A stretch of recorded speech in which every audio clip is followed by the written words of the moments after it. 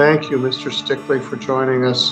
I set 145 thinking that it was going to be ahead of your other arraignments, but apparently, so are you doing those at 1:30? Yeah, they do them at 1:30, and normally we, like on a day like today, Your Honor, we would have been done, but we had a couple special customers. Well, I would have probably sent it later, but all right, thank you for joining us. This is an old file. It's 163281. People versus Tyler Lee Loy. Is that you, sir? Yes, it is. All right. In 2016, you were charged with domestic assault on your partner, Amanda Quinn. You gave her a fat lip, and we spent a lot of time on this matter. I did a judgment of sentence on January 23rd of 2017.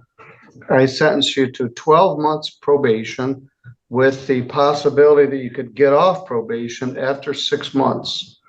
Yeah. I lifted the no contact provision so that you could have contact with Ms. Quinn. And yes. I did a fine of $285 after I applied your bond. I also gave you 14 days jail credit for leaving 10 days to serve, and I deferred those 10 days. I also ordered that you not engage in any assault or threatening behavior, and you do our anger management class. I put you on the probation, and then you promptly disappeared. So we set in fact, I don't know that you ever did anything. We set a probation violation hearing for June of 2017.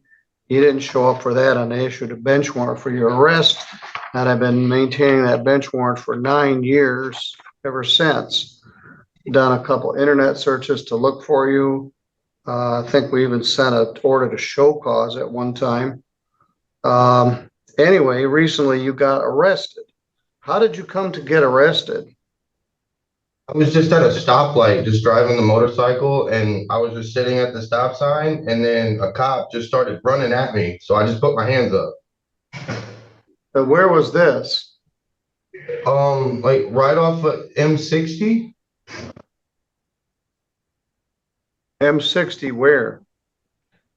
Like Cass, towards Cass. So did you get arrested in Cass County? Honestly, I don't even know where I was.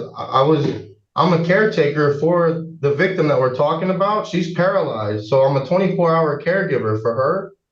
And I was just taking an hour break like I do on a day. So either I'll go out and I'll go to the store or go do stuff, or I'll go ride the bike real quick for an hour. And then I have to go back because she's paralyzed. She can't get out of bed.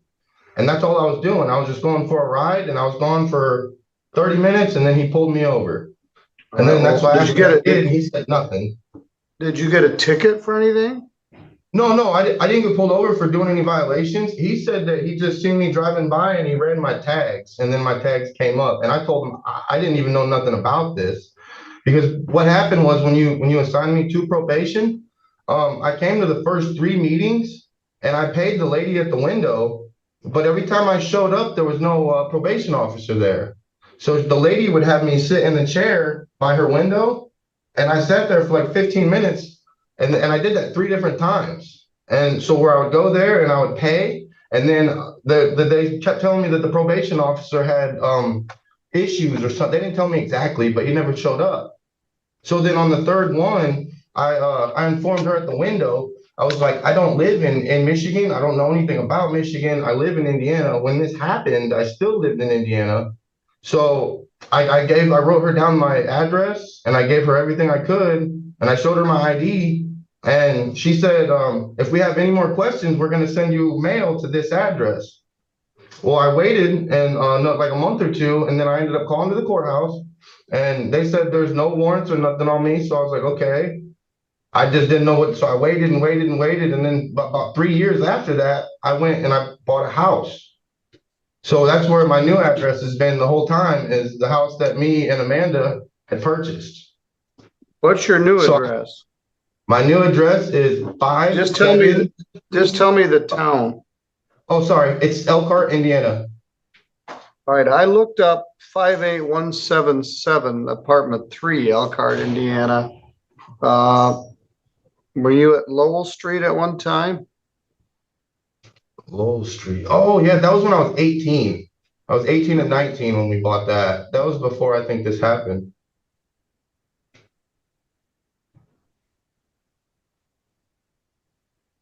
The address I'm pretty Your sure I gave probation her was agent had cancer, and she was very ill for a period of time, and she finally succumbed to it. So she wasn't always here, but you just went off the radar. You didn't finish paying your fines and costs. You never did the anger management class, and they gave me the probation file. So let me see what that shows. because that's when I asked the lady, she said that she was gonna send me letters and either she gave me three options. She's like, most likely what'll happen is we'll send it to Elkhart and we'll try to get you moved there since you live there and you keep coming here. And then she said, or since we've had so many problems, we'll have you finish paying off and then we'll move on from there. And she said there was three options. I was just waiting for the letter, and after so many months went by, I called, and the lady at the courthouse, she didn't say anything about me having to continue. So that's why I left my the address with the 30106 Wolf. Yes, And I said, if you have any problems, then let me know there. But then I think which they 3 did. years ago, They and then sent I you a ended up letter. moving. They had a hard time getting your intake done, and they finally got it in February and went over everything.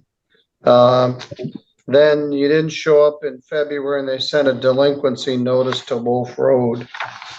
You didn't show up in March, they sent a delinquency notice.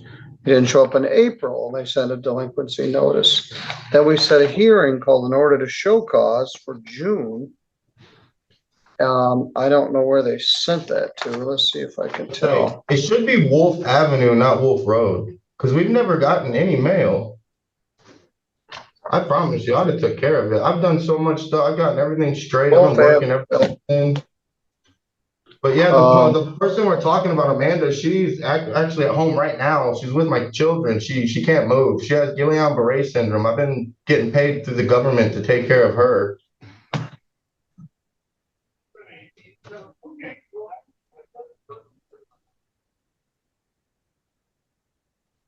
After we did the jail thing and I figured everything out, like I thought I figured it out. I guess I didn't.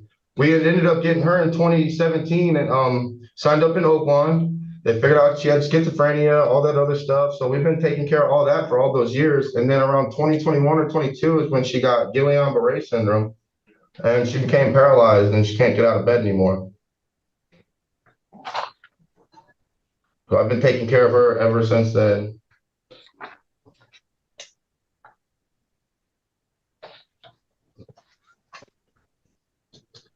Well, essentially, we haven't heard from you, according to the notes in the file, since February of 2017. Yeah, I'm sorry. I thought we were all done after I talked to that lady. I didn't know. We never honestly. even got started. They did you did your intake. Also gave him information to get signed up for the anger management classes at the day reporting center. He may wish to do the classes in Elkhart since he lives down there and they would be closer. He works at Lippert and gets out of work by 2:30, has to pick up his kids at 3:30, may have a hard time getting here by 4 o'clock. He would need to talk to Daniel, his probation officer, about this. That was in February of 2017. Then we never saw you again. Yes, sir. Like I said, I thought I was done. I didn't know. I'm very sorry. Well, you're That's why I trying gave them to all my resurrect information. something that happened 10 years ago. You basically, you just went back to Indiana and we never saw you again. I ordered a 10-day jail sentence that was deferred. I could order up to 93 days. So let's talk about what happened. They set a probation violation arraignment, which you never showed up for. We sent it to Wolf Avenue, Elkhart, Indiana, home phone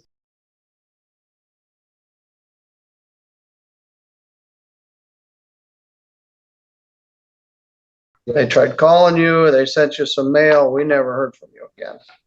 So Yeah, in I've had this 2017 warrant out for 9 years Yeah, I'm for so you sorry. doing nothing that you were supposed to do on this probation. But now, 10 years have passed since the incident. She needs your daily care, and me putting you in jail for 90 days would certainly be a definite hardship for your family. Yeah, and But I didn't want to mess up when I got here, and I didn't want to call her because they said I couldn't call the victim. But I was freaking out because that's who I take care of every day. And the lady well, up there let me call I her. lifted the no contact provision way back Okay. when. Okay. I allowed you to have contact with her. I let you out of jail.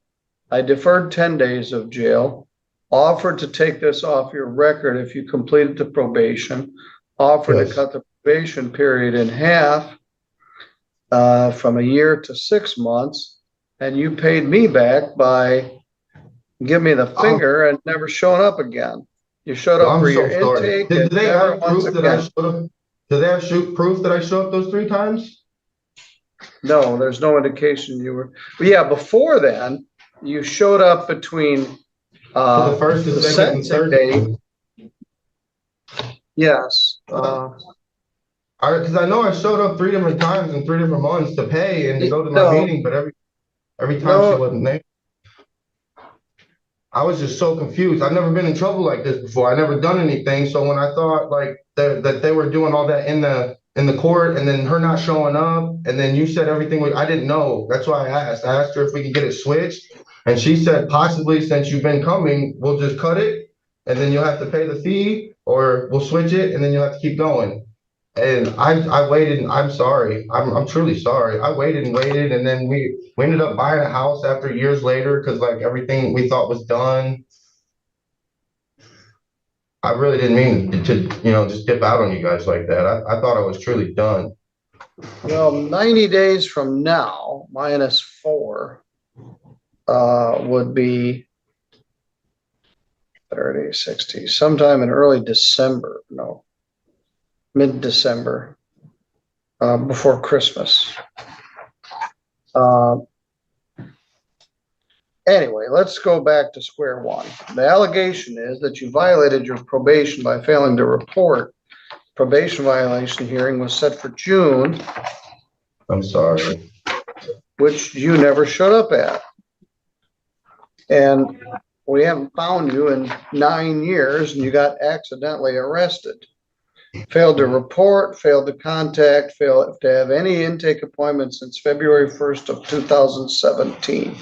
So anything you did before that was before we actually did the intake. So Okay. you never finished paying your fines, you never did the anger management class, and you been AWOL for 9 years. All right, I'm going to show you plead not guilty.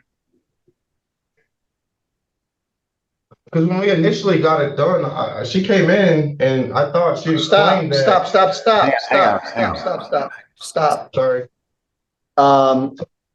You totally dropped the ball on this, and anything that you say now is just a pale excuse for the fact that you blew off your probation 10 years ago. I'm trying to give some consideration because your girlfriend, did you ever get married? Yeah, I mean, no, we didn't get married because she ended up getting paralyzed, and we're literally just getting our lives built back to where everything's normal. Like we're not struggling with bills anymore. We're not, you know what I mean? Everything's not like horrible. We're actually on top. I got my license. I've got my motorcycle license now. I've got my CPR license. Like I've done so much stuff. I 100% truly didn't mean to do this to you guys. And like I called to check to make Stop whining about it. You did mean to do it. You just blew it off. Now you've changed your life in the last 10 years, but you got frustrated because you had to wait 15 minutes before your probation officer could see you because she was dealing with cancer. And then you never showed up again after February 1st of 2017, despite numerous letters that we sent to your house. We scheduled it for a hearing and they sent it to 30106 Wolf Avenue, Elkhart, Indiana, 46516, which is the address that you gave us. You didn't show up for the probation violation hearing, so a bench warrant issued for your arrest. I'm going to show that you're going to plead not guilty to the probation violation. I'm going to appoint an attorney. Your original attorney was John Bush, who is still practicing. I'm still here. Daniel Frazine is still here. Gina Wagner is not.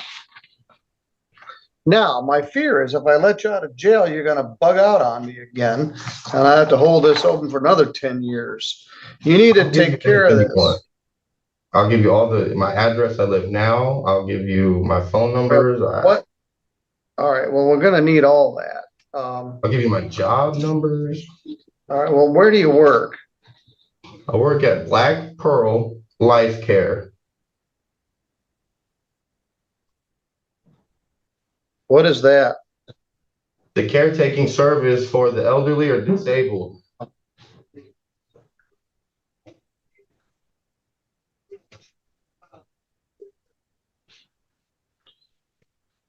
All right. My original thought is just going to leave you in jail until such time as we could schedule a hearing. Because I promise you I'll come back. I just didn't know. you did know, so stop saying that. You're going to talk me into giving you 90 days in jail. What I got in mind is trying to work out weekends or something so there could be care for your girlfriend, who you went with for 10 years but never got married. Yeah, because I haven't been away from her since she got sick. Not one day, not 24 hours, not 5 hours. Okay. I'm sorry. I've been worried all night. All right. I don't know what that date for the PV is yet. I'm going to set, originally, like I said, I was going to let you set. I'm going to set a PR bond. Need address and phone information. Okay.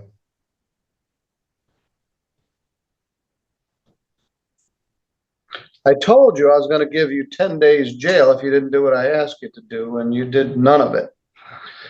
Potentially, you could get the balance of 93 days, which is 89 days. So the allegation is that you failed to report to your probation officer after February 1st of 2017. You failed to appear for your probation violation arraignment, or ever after that try to contact anybody after February of 2017. Then I had this warrant. I made a couple efforts over the years. 2017, some notes. 2024, I found an old address.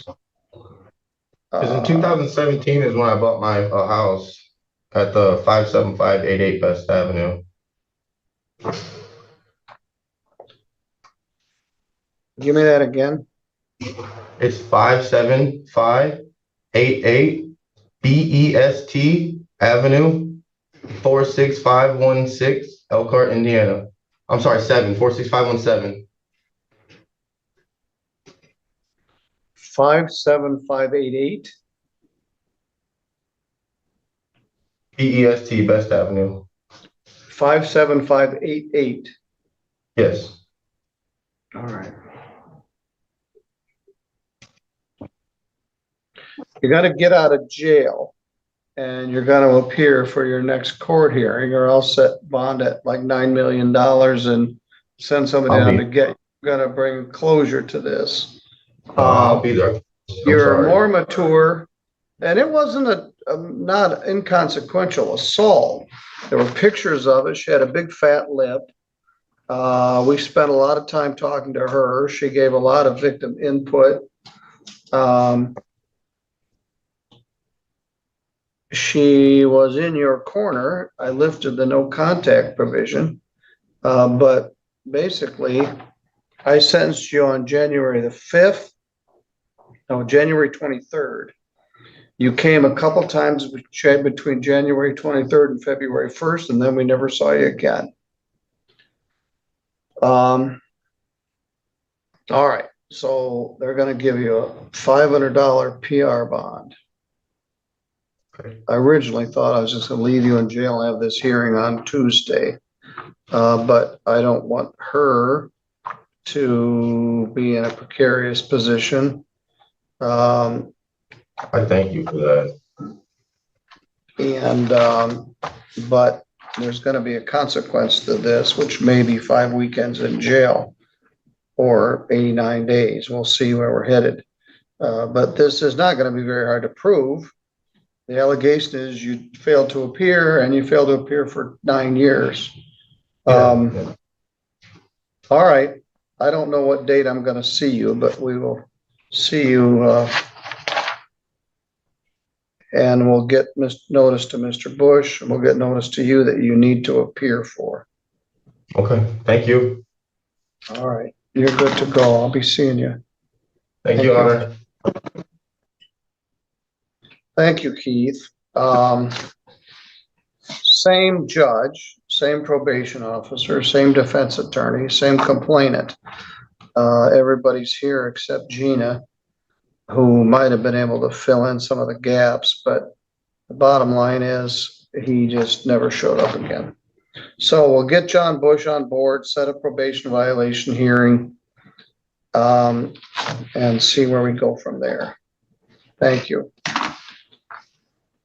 All right, now I need Tim George, Jordan Harden, and they were both had circuit court obligations, I think also. So they're trying to cover everything. I'm gonna break wherever I am for a competency hearing with Rhonda Ives because Rhonda Ives is so difficult to schedule. Good afternoon, sir. All right, we're on the record, we're on the live stream, and we are ready to start. The first matter we're going to address is Philip Leroy Burlew. That's you, sir? Yes.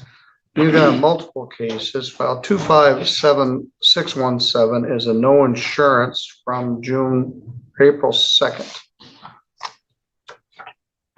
File 22800 ST is a driving suspended second, no insurance, and unlawful plate from April of 2022. Then Mr. Burlew went off the grid for a while. Then he has a no ops, April 2nd, which is co-occurring with the no insurance.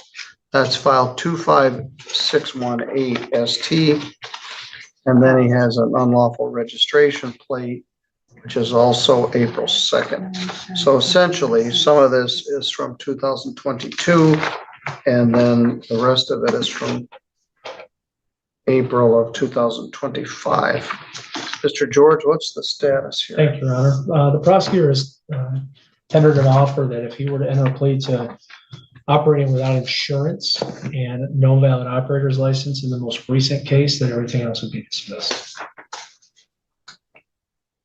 You agree with that, Ms. Canfield? I do, Your Honor. I concur.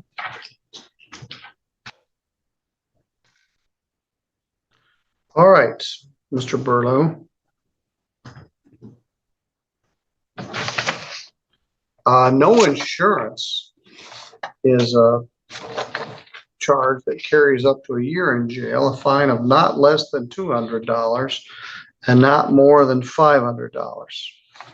And then the no operator's license from 2025. And then unlawful use of registration plate would be dismissed.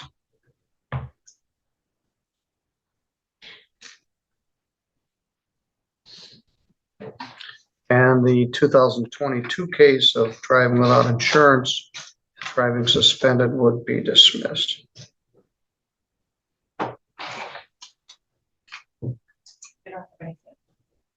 All right. Did you give me a cheat sheet for this afternoon and did I lose it or did I not have? Okay. All right. That's all right. Thank you. All right. So we're going to dismiss the 2022 stuff outright. Dismiss the improper plate. You're gonna enter a plea to driving without insurance and no valid operator's license. The no ops charge is a misdemeanor. It's punishable by up to 90 days in jail and a fine of up to $100.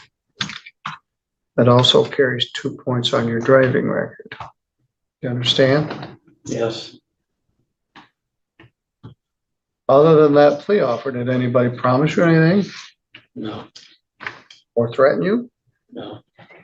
You understand you're giving up all those rights that you signed on this advice of rights by entering this plea. You're driving a car here in St. Joe County in April of this year, Yes. April 2nd. Did you not have insurance at that time? No, I didn't have any. And did you have a valid operator's license? No. Where were you going? I was going to the Walmart to pick up my prescription because I had gout and I was in pain. Well, I think that's what you told me at your arraignment. Back in 22, they charged with driving suspended. This time they cut you a break and did no ops. What's the status of your license as far as you know? I have a lifetime suspension. I gotta go. I went down to Indiana and got the paperwork to get my specialized driving privileges. I just gotta get that turned back in, and then I get to go to court. In Indiana? Yes, I have to get my Indiana cleared before I can get one up here. Well, then you should stop driving. Yeah. You got charged in 2002 and then you bugged out for 3 years till you got charged with the new stuff.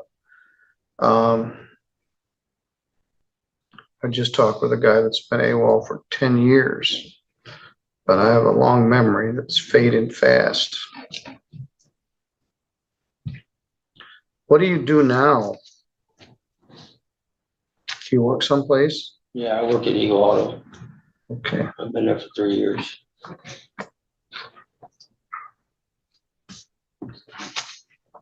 Let's take a look at this. Did you go to jail when you got picked up on the new charges?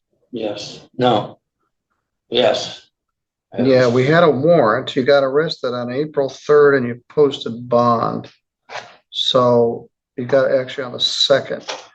So posted bond. Yeah, you got arrested April 2nd and you posted a bond. So I should have some money in there. Let me look at this. I held up that old file that had a bond resale. I got $500 worth of bond posted April 3rd. All right. This is gonna be something we can resolve. All right, I'll give you 1 day credit, 1 day on the no insurance. Leaving 0 days to serve. There's a minimum $200 fine. That's set by statute. There's a $75 crime victims' rights fee and a $50 state minimum fee and a $150 attorney fee.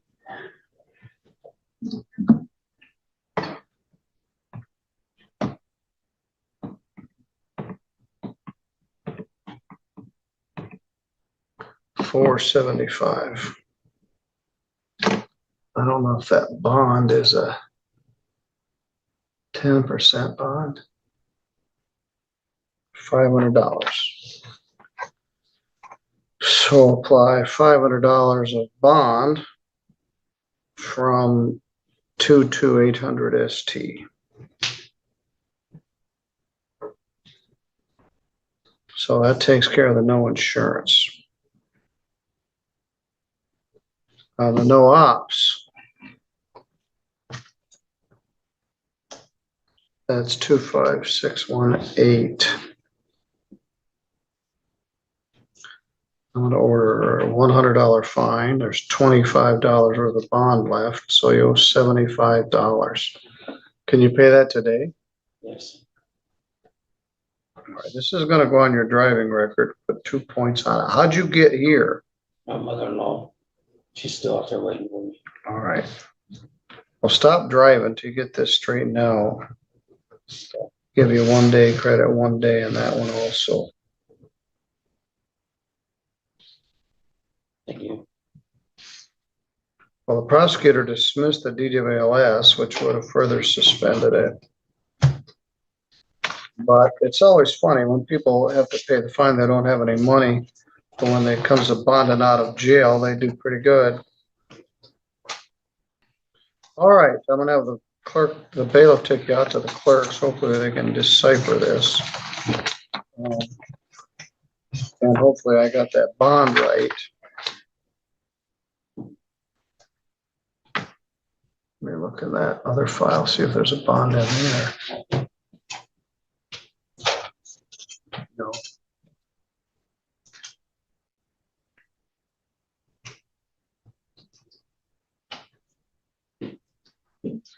All right, good luck, sir. We've got about 12 minutes to try to do our next one before we have to log into the forensics center. I think Jordan has a quick one. All right, Jordan, what have you got for me? Mr. Alcantara, so you think allowing another, it's a city case. Yes, that's good to know. Thank you, that's very helpful. Good afternoon, sir. Are you Salvador Alcantara? Yes, I am, Your Honor. In the instant case, which is file 251060, and a civil infraction of disobeying a traffic control device, that's going to be dismissed. That's going to save you $125. On the no operator's license charge, they're going to dismiss that for a plea to allowing another to violate the motor vehicle code. Is that correct, Ms. Canfield? It is.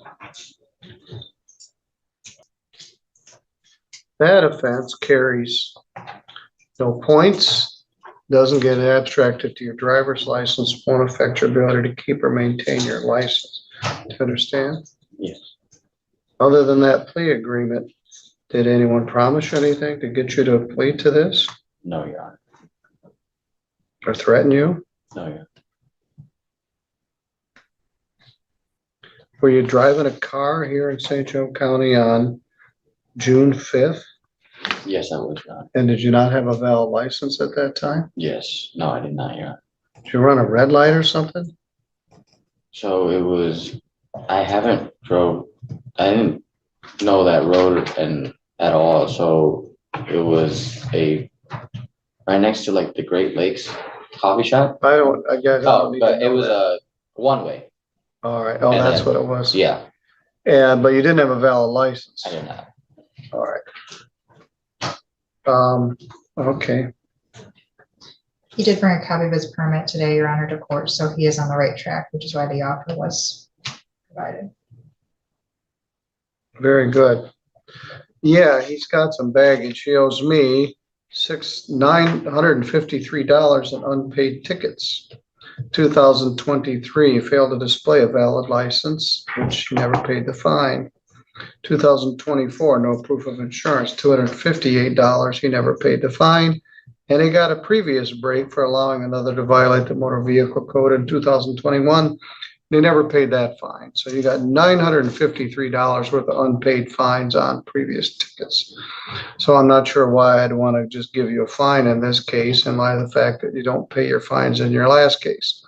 So what I'm going to do is I'm going to set this out for sentencing and see whether you pay your existing fines. Otherwise, I'll just put you in jail and then we can wipe out all the fines. But you got to break twice. You got allowing another to violate the motor vehicle code in 2021. Never paid the fine. That offends my sensibilities. Then you got to fail to display a valid license in 2023, which started as a driving suspended or no ops, and they reduced it. You didn't pay that either. Then you got a no proof of insurance, which was reduced from no insurance. You didn't pay that either. So you're going to pay those, or I can just make a package and you can do some jail time and wipe out all the fines. All right. You'd rather pay the fines? Yes, I would rather you did. yes. Jordan, you've got some dates coming up.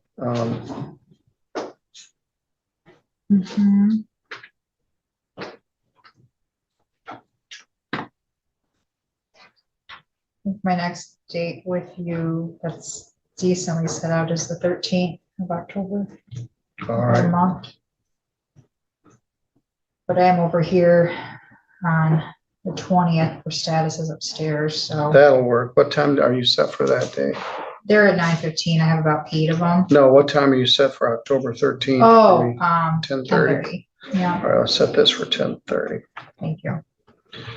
Um,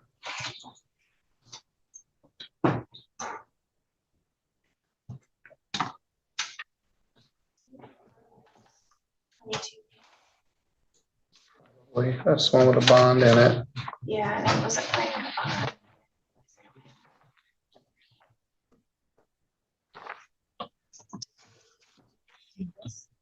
I want you to take Mr. Alcantar and give him a formal notice for, October 13th at 10:30. Here's what you owe. I want you to pay those.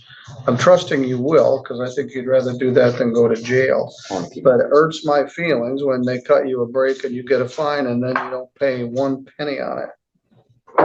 Then they give you another break, which is maybe more than you deserve, but you got it.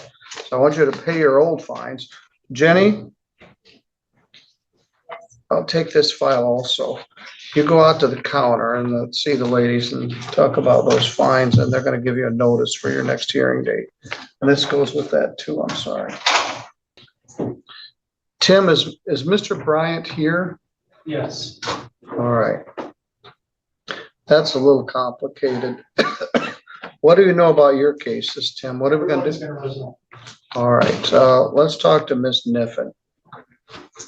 See if we can do this in 6 minutes. This is a no contest plea, Your Honor. All right. Plea no contest of what? Operating while intoxicated. And then we would dismiss the 2023 case of improper plates and no ops. That's 23843. All right. What's left, Miss Niffen, is a charge of operating while intoxicated with a high blood alcohol level. This is a little complicated. We've been sort of in and out of the picture over the last couple of years, but this occurred at 8:30 at night, Driftwood Drive and Farron Road over by Colon. That's a long way from where you live. It's kind of not exactly in the middle of nowhere, but it is certainly out in the country. They gave you a breath test. The PBT was 0.96.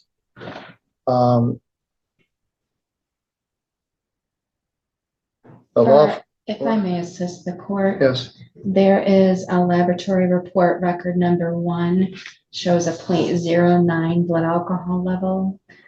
And laboratory report record number 3 shows a substance analysis with amphetamine and methamphetamine results of the initial 13 nanograms per ml for amphetamine, 114 nanograms per ml for methamphetamine. all right, so it's a combination of alcohol and other controlled substance. Correct, Your Honor.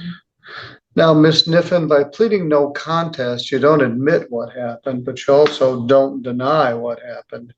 And you would allow or accept that a conviction would enter. Do you understand? Yes, sir. And sometimes it's due to lack of recollection or other factors. Do you not have a clear memory of this? I was so drunk. I just remember not being able to get off the ground, and Charles was in the driver's seat, and I don't know if he's trying to run me over, go around me, or what. But Who is Charles? Charles Allen is the one that I was dating. That's who I was living with in Colon, and he was. It even stated on the. That's how you happen to be over in that neck of the woods. All right. Now, Mr. George gave me an advice of rights. You understand? By pleading to this, you'll give up all the rights that go with that, including the right to have a trial. Yes, sir.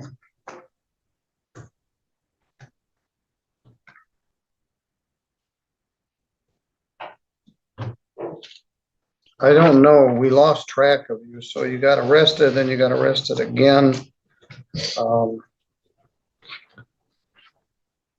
In 24, then you got arrested again. I had to calculate how much time credit you have. Then we caught up with you in June. I set all your cases for a pretrial with Mr. George for July 12th. That was Judge Pattison. He gave it back to me. He missed another court date, issued another bench warrant. All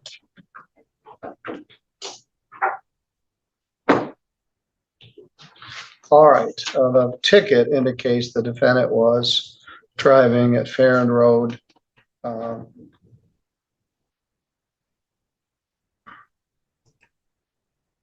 And Driftwood Drive near Colon. I think that's where the prosecutor lives. Oops, that's Mr. Alcantar.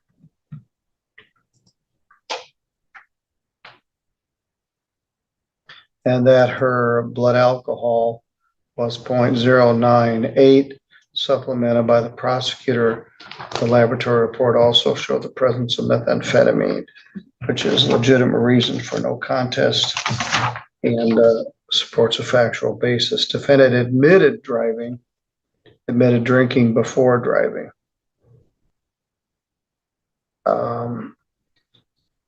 And it had an improper plate on it.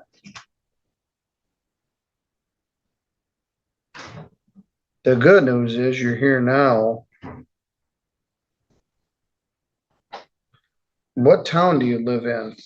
I actually live in Galesburg, even though I was staying at Denman Road. All right, we're gonna need to get well, I got the Youngman Road address on here, lot 35.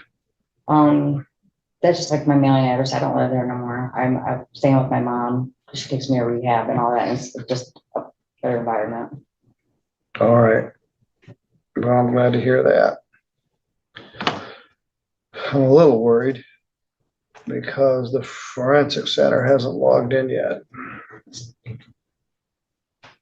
In your honor, we did have another case recently where Corey set for sentencing on October 21st in front of Judge Pattison. I saw that. That also has a PSI along with it. So Yes. I know she's actively seeking treatment, maybe even wants to seek inpatient treatment. So Let's see what October 21st is. It's a Tuesday. Maybe we'll set it at the 10 time. I think I have her at 10:30, your honor. Well, I'll set her for 11. 10. It says here 9/12. What date's it set for? 10:21. All right. That's a pre-exam day for me, but whatever I'm doing, I'll be able to make time at 11. All right, Ms. Sniffen, I want you to take this form out to the counter. I want you also to give them your mom's. Let me give you the rest of this. And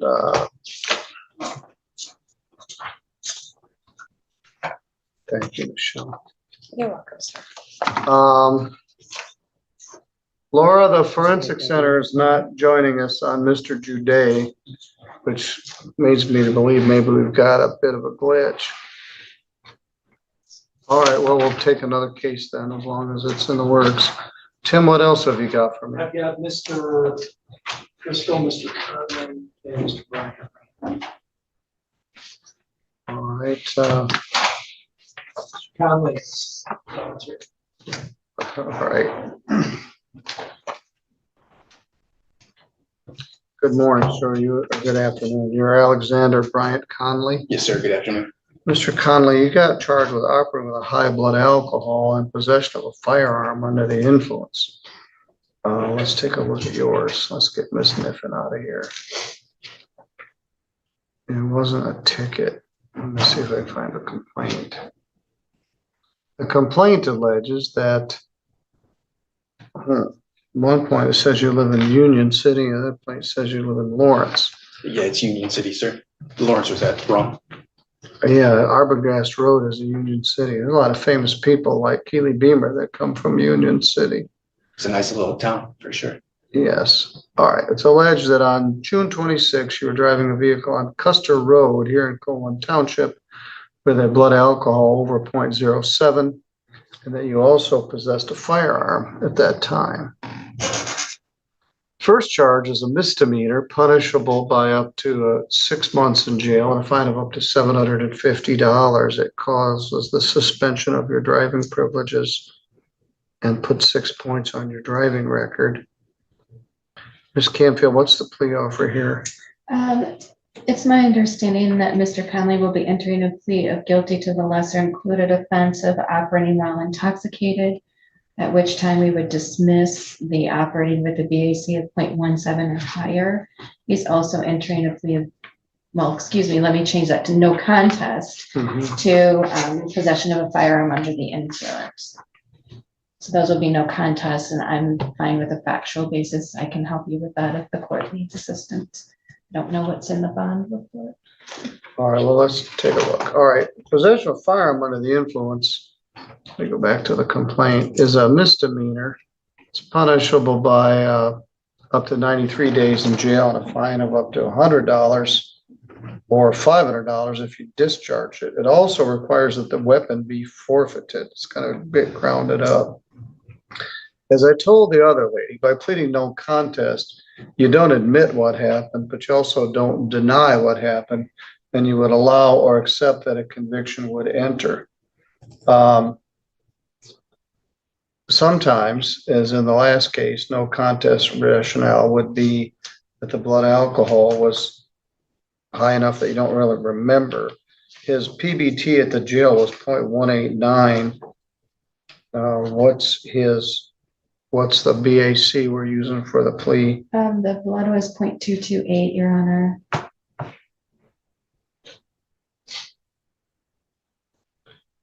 What were you driving? That Mercedes that you got outside? I don't have a Mercedes, sir. I wish. Chevy Colorado. All right. But I actually wasn't driving. I thought I saw you outside in a Mercedes. Oh, no, I did drive today. I thought you were talking about that night. Yeah. Were you in a Mercedes today? No, Chevy Colorado. Oh, then it wasn't you that I saw. I thought that's a nice car.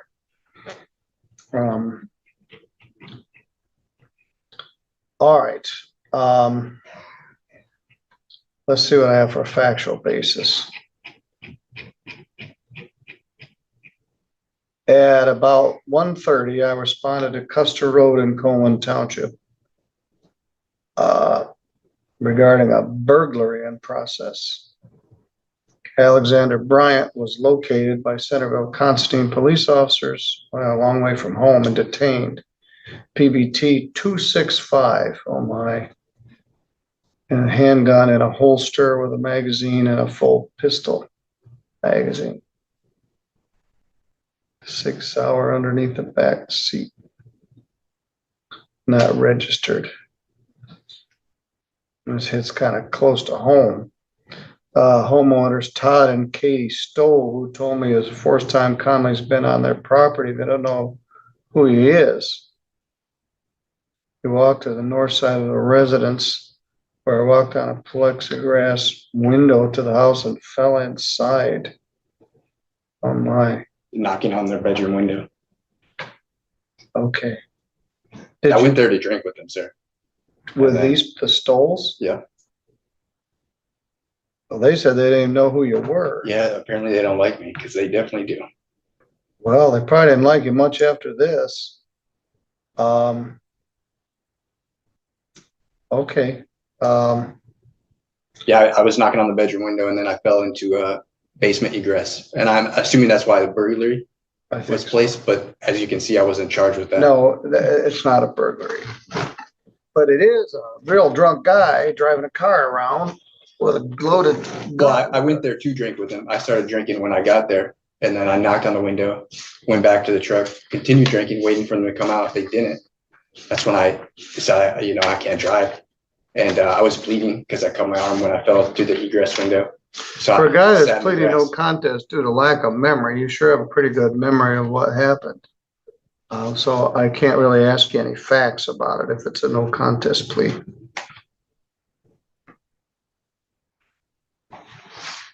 Also, when the blood alcohol is more than 3 times the legal limit, that's very drunk.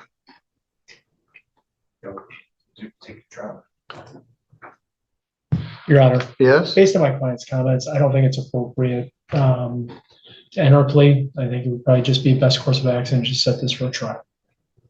All right.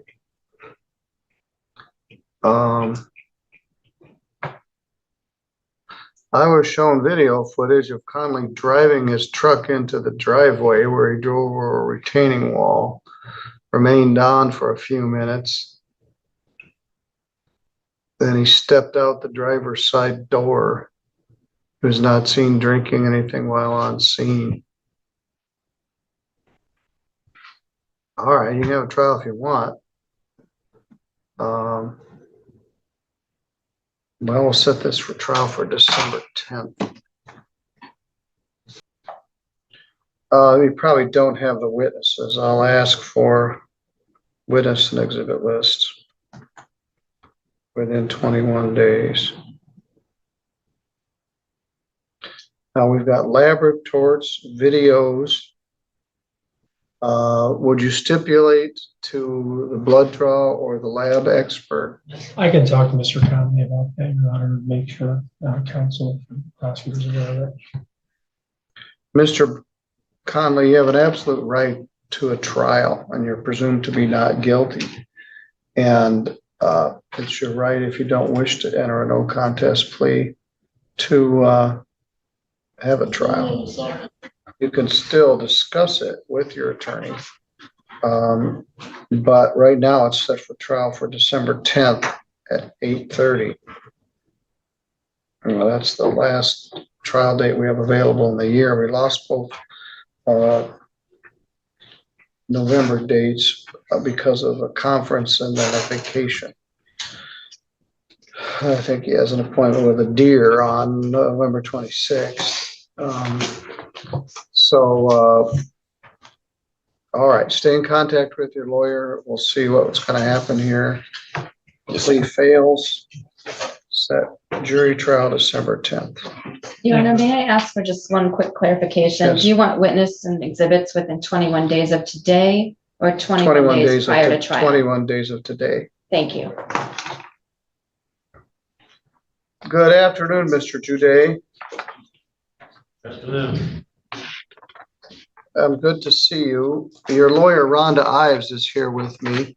I'm gonna shut off the live stream here for a minute and we'll deal with this and then we'll come back to our afternoon.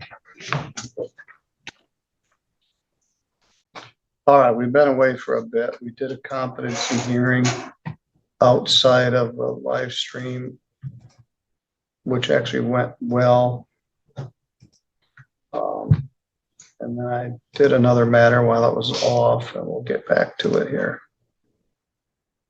I believe this is our last case of what's been a very busy day. Ever since Miss Stoll and Miss Canfield got here, it got very busy. 39 pretrials is too many to do on one day, so I don't know if you saw the memo. We're going to go back to doing them in smaller bites. Just for the record, I can do it. Well, you did it. Now, I took 8 pleas. I don't know what happened to everything else. I don't know if there were some no-shows. We had 4 people who failed to appear. All right, and then so the others were either set with an attorney or a civil infraction or something. Correct. Well, we resolved 8 or 9. All right, Mr. Driscoll. Monday, October 6th. That date worked out pretty good, Tim. Yes, sir. Mr. Bryant, you've been sitting in the back for a long time, and I apologize. We have been goofing off. We've been busy. And your case is a little complicated. And we were trying to find some case that you were inquiring about, which we couldn't find. So let's talk about what we do know. This is file Driscoll has lots of unpaid fines and costs. $2,000 worth.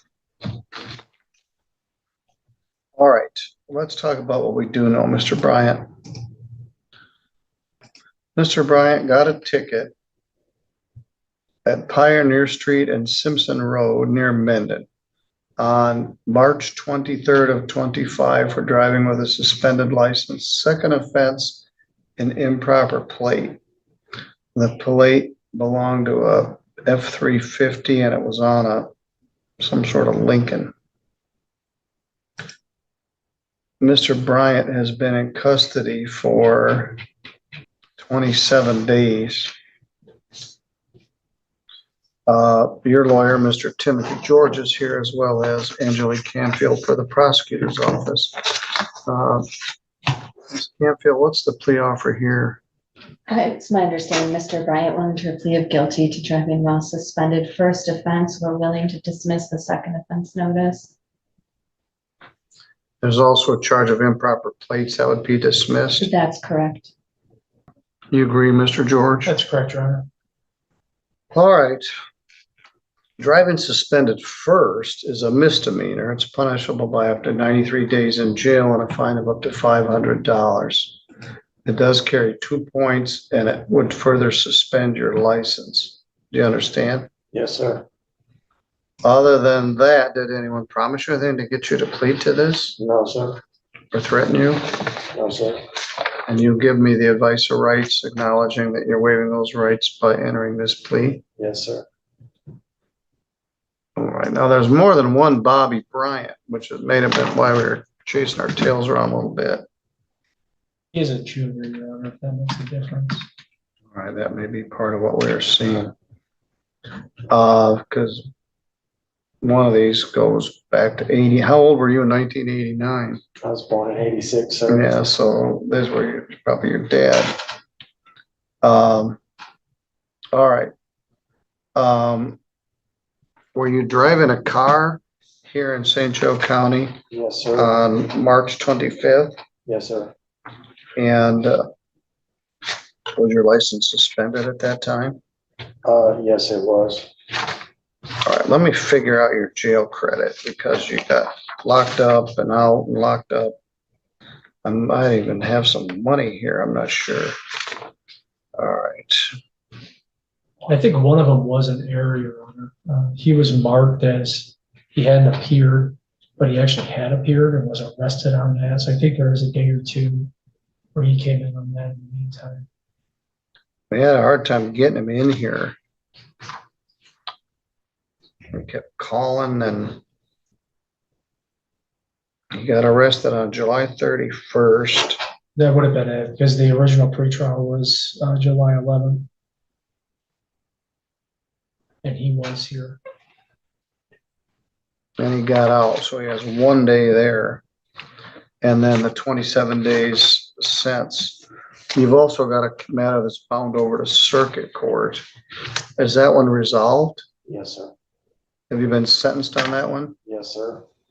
Let's see if I can tell what your out date is. I've been trying to, retail fraud came up last week. And Yeah, they you said- asked about that and we can't find it. They told me, they advised me not to plead guilty, to wait till I talk to the prosecutor. I thought that's what happened, All right. but I was trying to plead guilty then and there. To the retail fraud? Yes, sir. I can't even find that retail fraud. So were you in front of a judge or magistrate or Yes, somebody? It was here in St. Joseph County. I seen a magistrate and they gave me a $400 bond. And that's it. I've been waiting. I was gonna go to trustee status, but that stopped me, so I was hoping to get that resolved quickly. All right, this might be one of those where his name is spelled wrong or something. I had a couple of these where they didn't show up because they were under. County jail, they say that I have an open case right now, and it's that retail fraud. That's All right, well, let me see if I can find it. Thank you, sir. All right, well, in this case, you got 28 days jail credit. Now I'm gonna give you 28 days credit, 28 days. And the minimal allowable fine. I believe I was in front of Patterson. Could be wrong. Yes, all right, he's the handsome judge in the courtroom next door. 28 days credit, 28 days, $125 minimum fine or 2 additional days concurrent with your felony case. Thank you, Your Honor. 25276 FY. Well, it doesn't sound like you're crazy or you're making this up. You've got some specific information. So maybe we're crazy. They've got a file number on it, 251682. And it ain't in here. So let me look for it by file number. I suspect $50 your name is spelled wrong. That's I problematic. found it, Your Honor. All right, let me find it. It's a Bobbie. Lapita, that's the third time in a week we've lost somebody because their name is spelled wrong. 2 of them were us. The ticket had it spelled right and we spelled it wrong. What's the file number again? You had indicated 25-1682 SM. And it is a retail fraud 2nd degree. Well, you're not crazy, Mr. Bryant.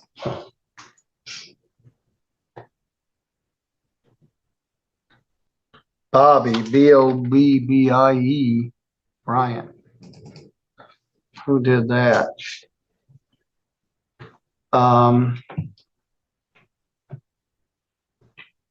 Joshua Robert and Sergeant Dibble. Now you're in fingerprints, you're in lien, all that's Bobbie. They ran a criminal history and it comes back as Bobby. So I'm not sure how that got screwed up, but I don't like when this happens. Yeah, it's spelled Bobby, Bobby. Somehow it got entered as Bobbie. That was on the prosecutor. I didn't do that wrong. Well, or the deputy, there was somebody, the complaint came in that way. And the other 2, we spelled it wrong. But, so it's either from the officer or the person that authorized it. But, well, let's talk about it. The allegation is that on June 5th, you were at the Walmart store and you stole $365 worth of stuff. That's a misdemeanor. It's punishable by up to a year in jail and a fine of up to $2,000. Let's take a look at it. They allege that you were at the Walmart store and you stole 33 items. There's a video of it. You have a distinctive tattoo on the side of your neck that reads love conquers all. And they matched you and your tattoo and they issued a warrant. And then you never knew about it. And at some point, when was that warrant issued?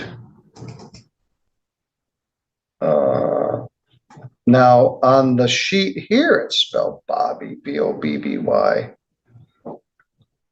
Anyway, that's why we couldn't find it. Set pretrial conference with the prosecutor. And then that was 9/3 and nothing's happened since. No wonder you're concerned about it. So thanks for bringing it to our attention. What do you wish to do with that charge? Could I have that face sheet on Bobby Frederick Bryant, file 251682 SM? They're really screwy. The people are willing to make an offer of retail fraud in the 3rd degree and request restitution. All right. And I have advised Mr. Bryan of that, and he's agreeable to it, Your Honor. The earlier face sheet was Bobby, Bobbby. I don't know how this thing got lost.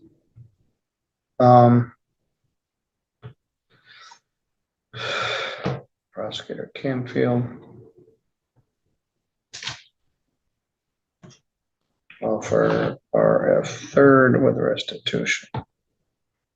All right, do you understand you have the same rights in that case as you have in this one? You'll be giving those up by entering this plea. Yes, sir. Mr. George has not officially been appointed to represent you, but he would certainly be willing to if I asked him. Thank you, sir. They called you Bobby Boucher. Yes, sir. Do you know what that is? Yes, it's from The Water Boy. That's probably why. Adam Sandler's character. My kids loved that movie. I was in the theater watching it with a bunch of kids. My kids were like maybe middle school age.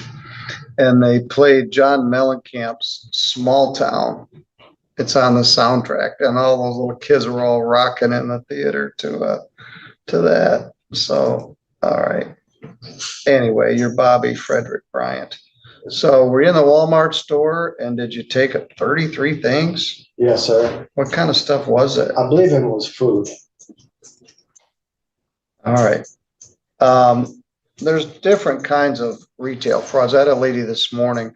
She stole some things and stole a bunch of personal care items. Sometimes people steal stuff you can sell.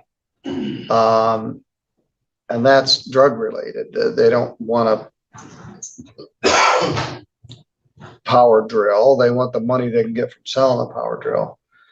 Sometimes people run in and steal liquor. That's quite common. They steal clothing, often underwear, because they can't do laundry.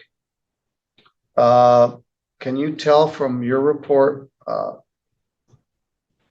Ms. Canfield, what was taken?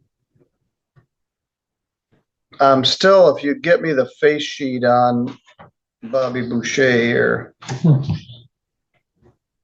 Thank you.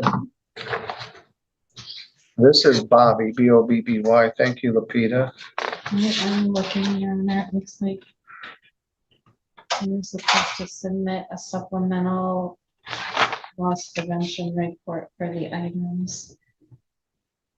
And I don't see that. All right. here. I think it was for a friend that had some children and CPS was involved and I didn't have money and I felt bad. So I think I tried to help them out, fill their cupboards up for CPS. All right, well, let's see what I can. It does indicate selected multiple clothing items and grocery items. You're out. What's your out date? I think if I get on trustee, it'll be somewhere in mid-February, but right now it's April 9th of 26. Yeah. All right, so there's no urgency. I understand why you'd want to do this. There's not a lot of trustee slots. They don't have any garage trustees anymore. They don't have any dog trustees. They don't have any outdoor trustees. Sheriff Spence has really tightened things up, and the contraband rate has gone down to about 0. People would throw stuff over the fence. The garden trustees and the mow trustees would bring it in, and the dog guys, and they were having guys wash patrol cars that had shotguns in them. So mostly it's kitchen trustees and inside stuff. Yes, sir. All right, and you've got a sentence, and that's the people they like for those positions, and it gets you extra good time. Yes, sir. So I'm going to, and you were real upfront about it. You want to get it over with, and you owned it. That is 251682. 27 days. I'm gonna make it. Yeah, what's the difference? 27 days credit. 27 days. You're not getting out till April anyway. But you could expand it to February, concurrent with 25539 ST and 25660.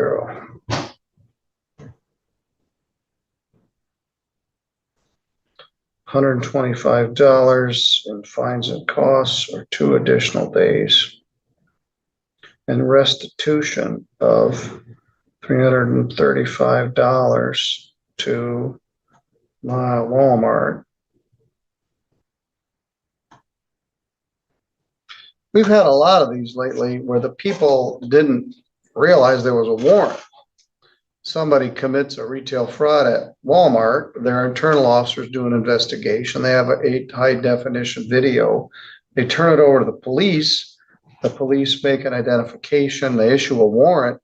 So you didn't even know there was a warrant. No, sir. And that young woman this morning, she stole some stuff and thought she got away with it. In the meantime, there was a warrant and it took a while for her to get picked up. $335 restitution to Walmart. Due by the end of next year, 12/31/26. It's my last day at work. Actually, 12/30. Don't you pay up before I leave? Yes, sir. All right, you got a clear head right now, Mr. Bryant. I don't mean to be unkind, but 27 days in jail has kind of turned you back into Bobby Bryant. Thank you, sir. And you're making the choices that are best for you. You'll be eligible for trustee. It gets these cases resolved. You do owe some money when you get out, but you'll probably be on probation to the circuit court. Anyway, that takes care of everything I got here. Thank you, sir. Thank you. All And thank you right. to the prosecutor and the Thank court you. for handling that. Fine. Well, you were adamant that it was there. We just couldn't find it. And then I guessed at what it was, and that is what it was. All right, you're good to go, sir. Thank you. Appreciate you.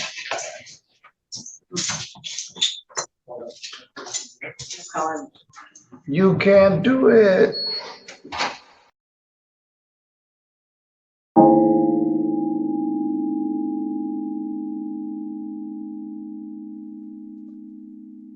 Court does call the case of the people versus Cassie Colley. Foley. Morning, Your Honor. People. Good morning, Assistant Public Defender Lauren Perny on behalf of Ms. Colley. Ms. Colley, state your name for the record. We didn't already. Cassie Coley. Foley.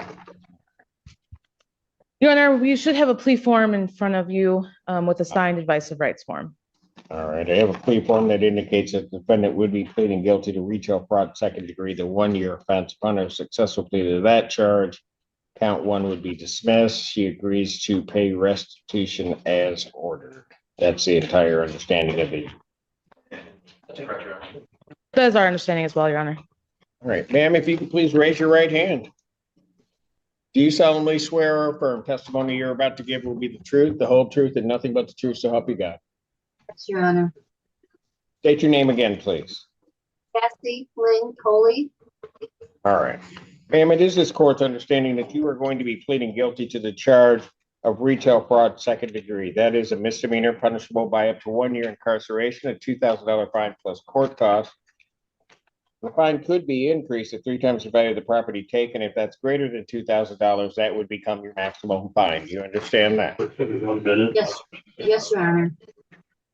And how are you doing? I need that one shut. Do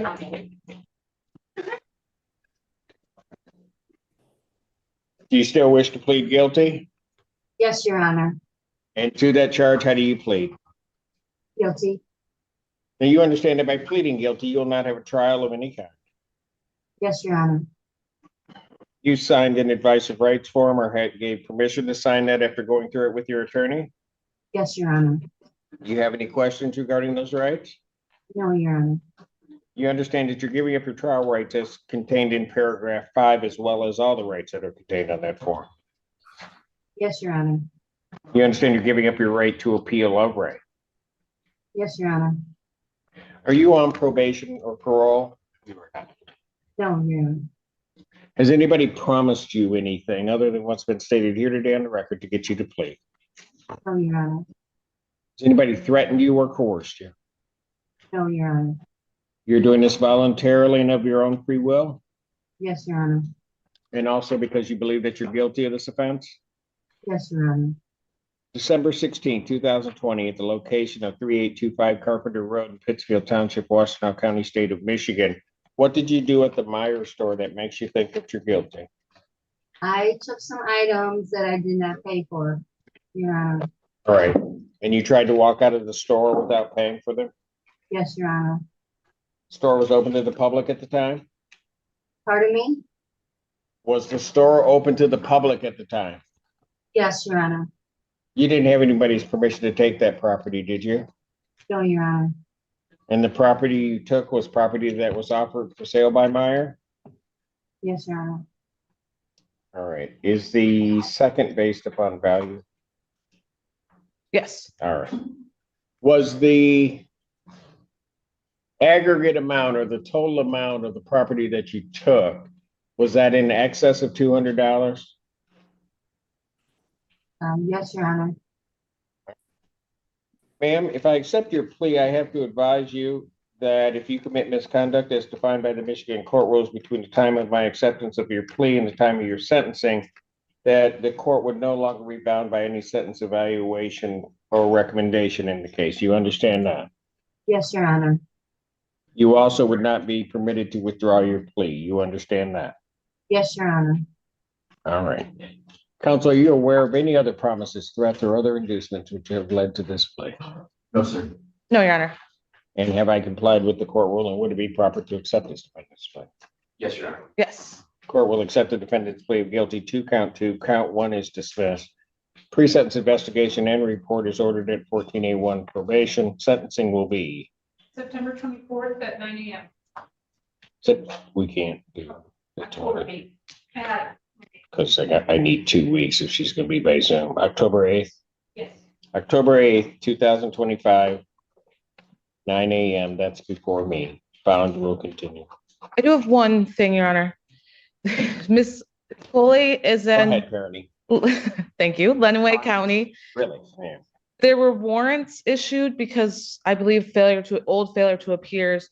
They submitted her, social worker from Lenawee County PD submitted warrant recalls. Your Honor set these dates but kept the warrants in place. She's has approval to go to Bear River, but these are holding her up. So there's this case, and then there's 2 misdemeanors scheduled for the 17th before Your Honor, where there's still warrants. So I'm asking that the court recall the warrant in this case, or all 3 if possible. She will be in Lenawee. The entire. Well, she's in Lenawee, but she has a release to treatment there. So as soon as these warrants are resolved, she'll be released to Bear River from Lenawee. In this case, it's before me. I will cancel the warrant. I'll reset her bond at a personal recognizance. $5,000 personal recognizance bond. In the other matters, I suggested you communicate with Ann, and Okay, we'll see what we can do on that. thank you. Thank you. Thank you, ma'am. Thank you. Court does call the case of the people versus Jennifer Lindsley. Morning, Your Honor. Raymond Cook, the people. Good morning, Assistant Public Defender Lauren Perny on behalf of Miss Lindsay. Miss Lindsay, please state your name for the record. Jennifer Lindsay. Wow, she was right on time. Your Honor, we're asking for an exam date, please. Discovery is complete. Yes, my knowledge. And what facility? She's at Huron Valley, so. We could do, I think. If she's at here, that'll be enough time for her. Would the people have their witnesses available September 30th? Yes, Your Honor. Preliminary examination in person will be set for September 30th, 2025, 9 a.m. That is before Judge Washington. Bond will continue. Thank you. Thank you. We'll be in touch with Miss Lindsay. Thank you. Court does call. Thank you. Court calls the case People versus Terry Probst.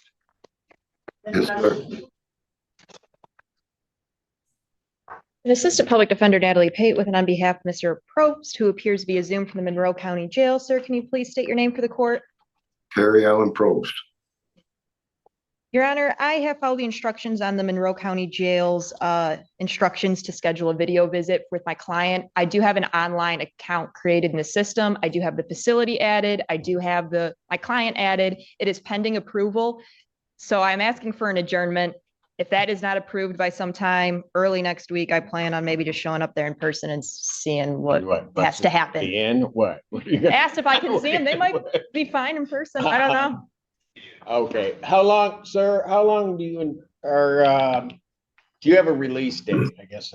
No, Your Honor, right now I'm supposed to go to court on the 15th, which is Monday. Got it. Okay. Well, why don't I do this? Why don't I set it for the 9th, like the last one? If he gets out, then he can appear on that day. All right. That sounds great, Your Honor. Thank you. Probable cause conference will be set October 9th, 2025, 9 a.m. on continue. Thank you. Thank you, Mr. Probst. I'll talk to you one way or another. Yes, ma'am. There was a bench warrant for his failure to appear. Yes, sir. That is, Your Honor, I was in court. I was in here at the time of that bench warrant was issued. Got it.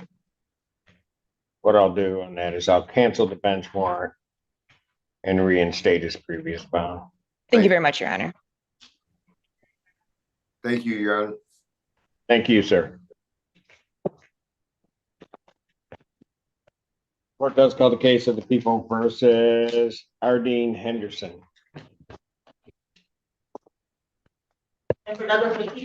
Brian Bowling on behalf of Ms. Henderson. Ardeen, can you state your name for the record, please? Ardeen Henderson. Judge, just for the record, I did meet with Ms. Henderson via Zoom from the Wayne County Jail yesterday. I'm asking for an adjournment so she can continue to work with our AIM division and we can look into further possible resolution of this case. She does have a hearing in Wayne County tomorrow, Your Honor, but she did not know what would happen with that case. So, and I don't think she's going anywhere for the foreseeable future. All right. You want the 30th or the 9th? Let's do the 30th. Probable cause conference, September 30th, 2025, 9 a.m. Bond continued. Thanks, Judge. Court does call the cases of the people versus Ronald Sims.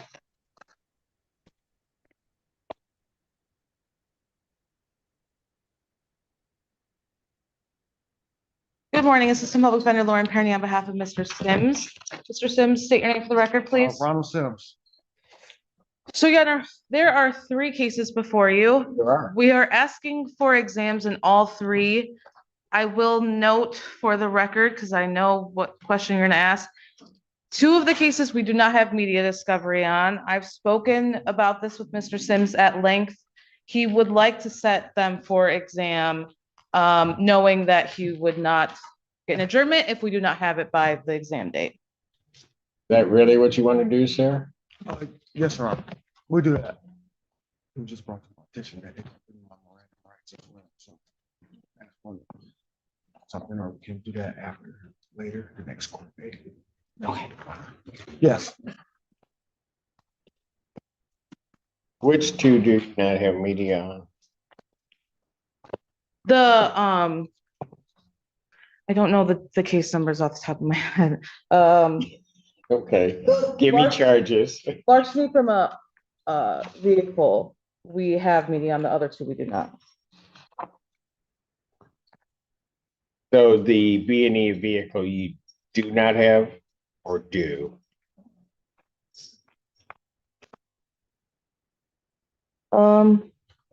Okay, in the case ending in 5717, we do. 5717 you have. Yes. The other 2 we did not. All right. Fair enough. People have their witnesses available the 25th. So 12 days out. No, let's see. Well, what's my day? 23rd. Got it. I guess I should say September 23rd, which you have people available. Counsel. 23rd. Will that Preliminary examination in person will be set for September 23rd, 2025, 9 a.m. before Judge Barr on all three matters. Bond will continue. Ms. Thompson.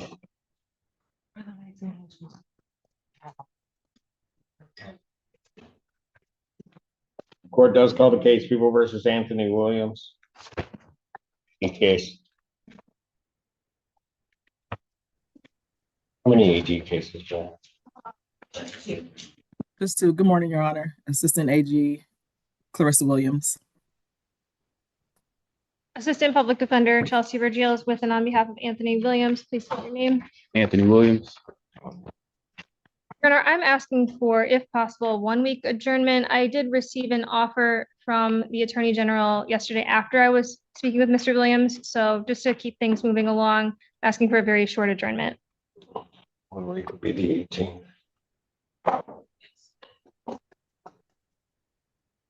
That objection, probable cause conference, September 18th, 2025, 9 a.m. Bond continue. Thank you. Thank you. Court calls case People versus Brandon Kelly. Assistant Public Defender Chelsea Vergil with and on behalf of Brandon Kelly. Mr. Kelly, can you unmute and state your name? Yeah. Yeah, let me see. I got it. All right, Brandon Kelly. Your Honor, we're asking to adjourn this for media, and may I address bond? Probable cause conference will be adjourned to September 25th. Yes, that's about. We are asking the court to consider a personal bond or a very low cash bond. Mr. Kelly has a plan for, if he's released, he would stay with his parents. He also would be in treatment with CMH. He does not have a criminal history, understands his bond conditions, and I think it would be beneficial to him to get that mental health treatment out of custody. He has been in custody for 70 days now. Only on this case? He had another misdemeanor. My understanding was that the bond was set at $100 on that just to get time served. He does have another case. I'm sorry, I don't know if the counsel is finished. It's completed their arguments. I'm finished. Thank you. So Your Honor, we do believe that Mr. Kelly still is a danger. With Mr. Kelly, while it is true that he has a CMH plan, it's the result of being petitioned while he was in jail. That petition last month because he was threatened to kill a jail staff member, to injure jail staff. He refused to take any medication. Your Honor, it was indicated that I checked the record of actions. He just had his hearing 2 weeks ago. And at that hearing, he was found to be a person in need of treatment, that he, one, is a danger to others, and also doesn't necessarily recognize the amount of treatment that he needs. And That treatment is completed. Okay, thank you for interrupting. Go ahead, Mr. Douglas. So Your Honor, I know in the petition that it did indicate that the petitioner was recommending that the jail be able to give Mr. Kelly shots of antipsychotic medication since he would not take medication. So while I'm sure in the last 2 weeks, he might be benefiting from that medicine, I feel about whether he will continue that medication once he's released. The allegations here, I think, indicate a danger to the public. If there had been some ongoing treatment that he seemed cooperative with, I would feel different. But in this case, he's accused of punching a Target employee in the face where he busted his lip by using a watch wrapped around his knuckles as a makeshift metal knuckles. I would also note that in the other case, he was accused of following a stranger to a library bathroom. When that individual turned around to find out why Mr. Kelly had followed into the stall, Mr. Kelly asked him what he's looking at, and then he punched that individual in the face, giving him a black eye. So with such a short amount of treatment, given that he's had a history of non-compliance, I don't think at this time that it's safe for the public. Anything else? I would just say we're not denying that he has had, mental health struggles and he is going to get help with that. I think that the circuit court order for assisted outpatient treatment is a determination that it is appropriate for him to be getting outpatient treatment rather than being hospitalized or some more restrictive alternative. I also think with a supportive family, he would do well in that environment. So we still ask the court to consider that. Motion for bond reduction is denied. Bond will continue. Thank you. When's the next court date? 25th. Thank you, Your Honor. Court calls case People versus Imbaye. Yeah.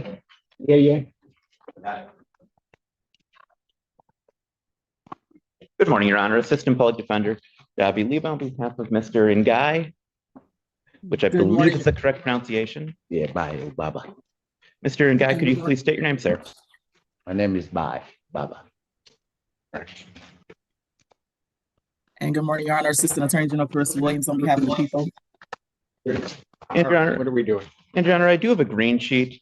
We would be requesting an adjournment. I would ask if the court could provide 60 days. I realized that was a long shot, Your Honor. Oh, I was going to listen to your reason for it and then tell you no. I would like the court to hear, I realize it's long, but I do want the court to hear my reasoning, which is Mr. Ngai has a significant amount of arrearages. We do have an offer that will be contingent on him paying off those arrearages very significantly to around the $13,000 amount, and he believes he can do that if he's given that 60-day adjournment. Is it a misdemeanor resolution? The offer would be for a delayed sentence at circuit court. So wouldn't it be wise to waive it to circuit court, see if he does it, and then they can? That would seem to me to be the way to handle it. I don't disagree. It doesn't matter to me. I don't disagree. I'll keep this one too, but I don't disagree, Your Honor. I did email Ms. Williams to ask if she would agree to hold that offer open at circuit court, but in the absence of a reply, I felt it was best to request the adjournment. Madam Attorney General. Oh, well, I mean, it's like Judge Simpson said, those offers were contingent upon you waiving the preliminary exam. So either way, I think at some point you would have to do that. I mean, of course, you can wait. And if you have it at that point, then we can waive it and go and finish the process. But again, they were contingent upon you waiving the preliminary exam. So if I understand, that offer would be held open if Mr. Ngai were to waive today. If it's contingent upon, it seems to me it would have to. We do this all the time. Yes, it would be. Yes, you do. Thank you, Madam Attorney General. Would you be okay with completing this issue at circuit court? So you would skip the exam. Your other case, we adjourned out 1 week, correct, Madam Attorney General? That is correct. All right, let's just do this so that they can have a full conversation. Thank you, Your Honor. Probable cause conference will be adjourned to September 18th, 2025, 9 a.m. Bond continued. Thank you. I think that's your last case, isn't it? It is. Okay. All right, have a good day. You too. Court calls case People versus Anton Brooks. Good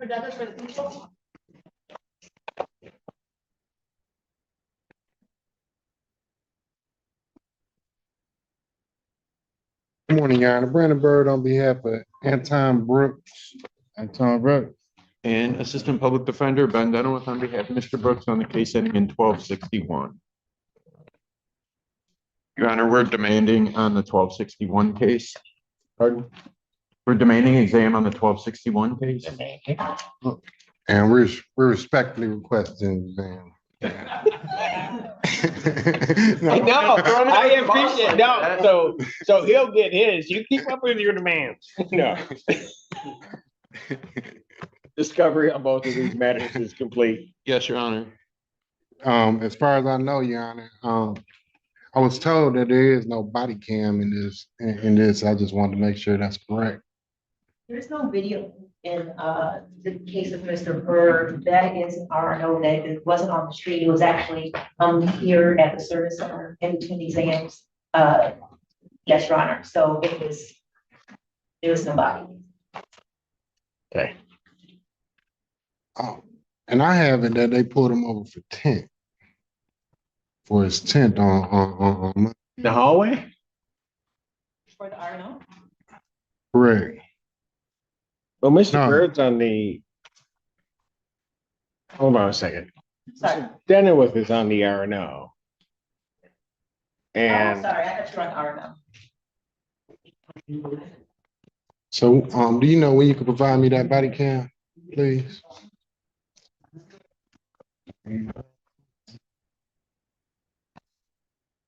Say what?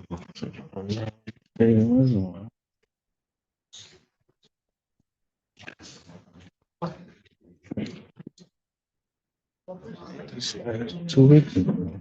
You say what? We went through this 2 weeks ago.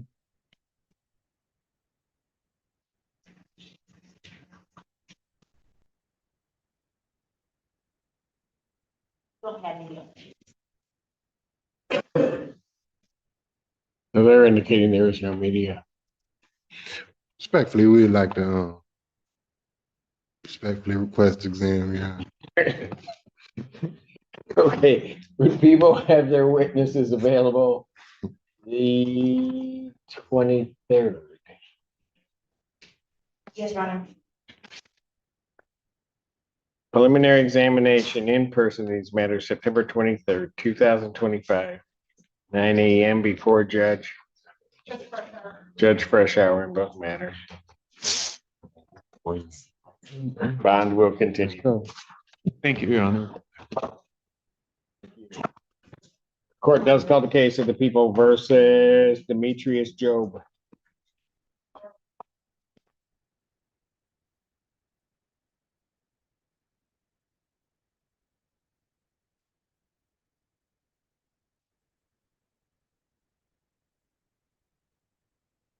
Good morning, Your Honor. Please, Honorable Court, David Burgess, on behalf of Demetrius Job.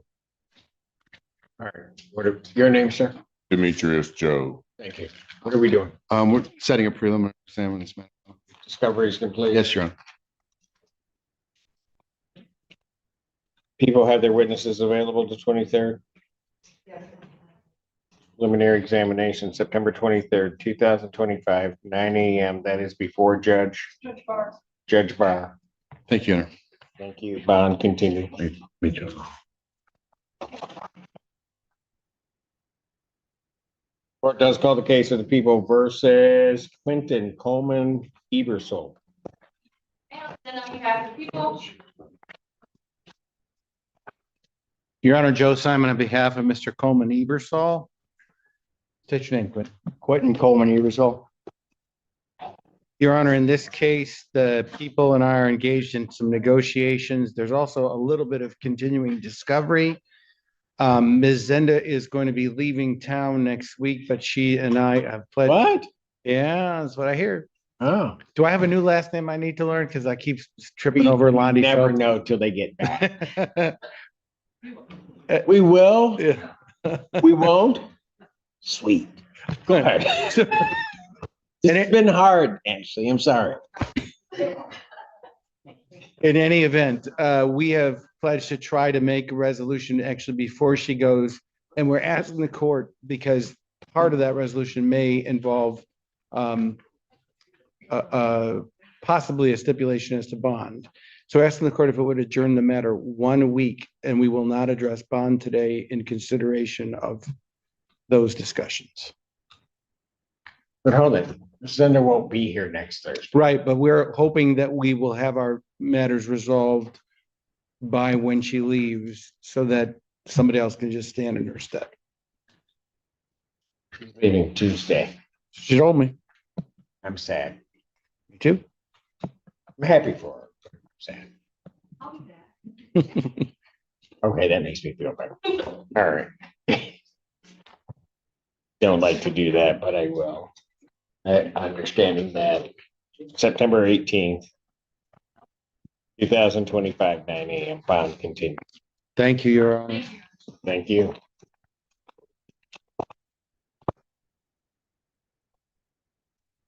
Does call the case, People versus Juliet Burns. Morning, Your Honor. Raymond Cook. Good morning. I'm Robert J. Cool on behalf of Ms. Barnes. Judge, I'd like to give you a sad story. This is you being the considerate judge you are, this could be a tearjerker, but not being facetious. I met with I was appointed yesterday at 4 o'clock. I met with her last night at the jail. They told me she was in a long line of list people to be released. They didn't know when she was going to be released. I told her if she was released, she had to be here at 9 a.m. Is this where we get to the sad part? Because she's not here. She's not here, but She got released, she's not here. I'll let you go. And she doesn't have a phone. So I called her friend at the apartment who's racing down to the 5th floor of the apartment complex. Judge, long story short, can I get a 1-week adjournment on this matter? Did you cry? No. No. She's not here. Judge, I understand that, but she may have been released at 1 o'clock last night. All I'm saying is, can we get a 1-week adjournment, please?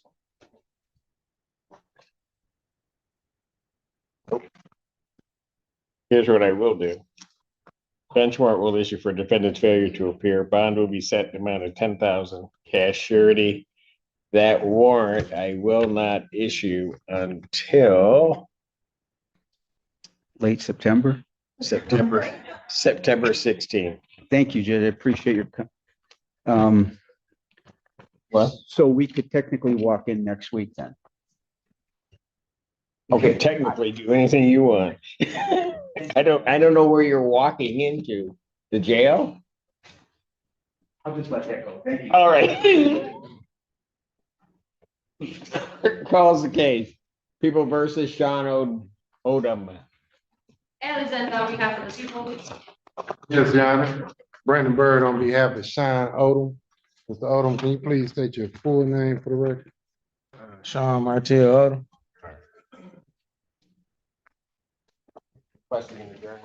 Please, Your Honor. Probable cause conference will be adjourned September 25th, 2025, 9 a.m. Yes, Esteban. Your Honor, it's come to my attention that Mr. Odom has tried to call the victims listed on the report from his own pen 7 times since he was arraigned. He wasn't able to connect, but at this time I'd be asking that his phone just be revoked, given that he's using his own pen to call her listed numbers after being arraigned and will not have contact. Mr. Bird. Respectfully, Your Honor, I haven't been presented with any evidence of that matter, and we just respectfully request that he keep his phone calls until it's presented to me in the court. Well, certainly you'll be entitled to a hearing, but in the interim, defendant's phone privileges are hereby revoked. With that change, bond will continue. Thank you. And what? 25th. 25th. Thank you. Yes, sir. Court does call the case. People versus Cedric Green, no relation. People.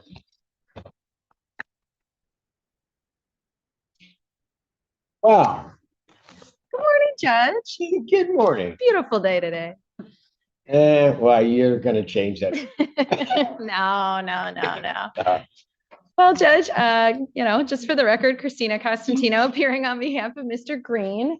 Unfortunately, it doesn't appear that Mr. Green has arrived yet to court.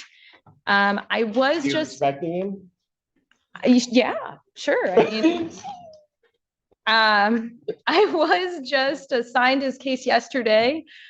So perhaps he has not received my letter yet, asking him to contact me and that sort of thing. You sent a letter? I did send a letter, always do. Did you email? Just in case. I did email. Yes. Oh, okay. Yes, I also called, but I have not been able to get in touch with him, unfortunately. So given that. Mentioned that letter. The letter, the mail, yeah, not that quick. But I would ask respectfully for an adjournment of this matter so I can have a little bit more of an opportunity to allow the mail to get to him and, contact him. Really? Constantino, you called him and you sent an email. I don't know if that contact info is snail mail. I don't know if the contact info is valid. You never know. People's numbers change pretty rapidly these days. Bench warrant will issue for defendant's failure to appear. Bond will be set in the amount of $10,000 cash surety. That warrant will issue immediately. Thanks, Judge. Thank you. Can't say I didn't try. No, you did. That was an epic fail. All right. Court calls the case. People versus Sherry Walker. And yes, Your Honor, Brandon Bird on behalf of Sherry Walker. Ms. Walker, can you please state your full name for the record? How you doing? All right, we got a little bit going on here today, Your Honor. My client she wants to plea. She completed Don Farms. I did speak with Sister Prosecutor who said if we provide the certificate of Don Farms, that she would allow her to plead to a retail fraud second. Ms. Walker wasn't able to go back and get her certificate. Go back where? Go back to her cell to get her certificate. She did ask the officer, and I also They were a little busy.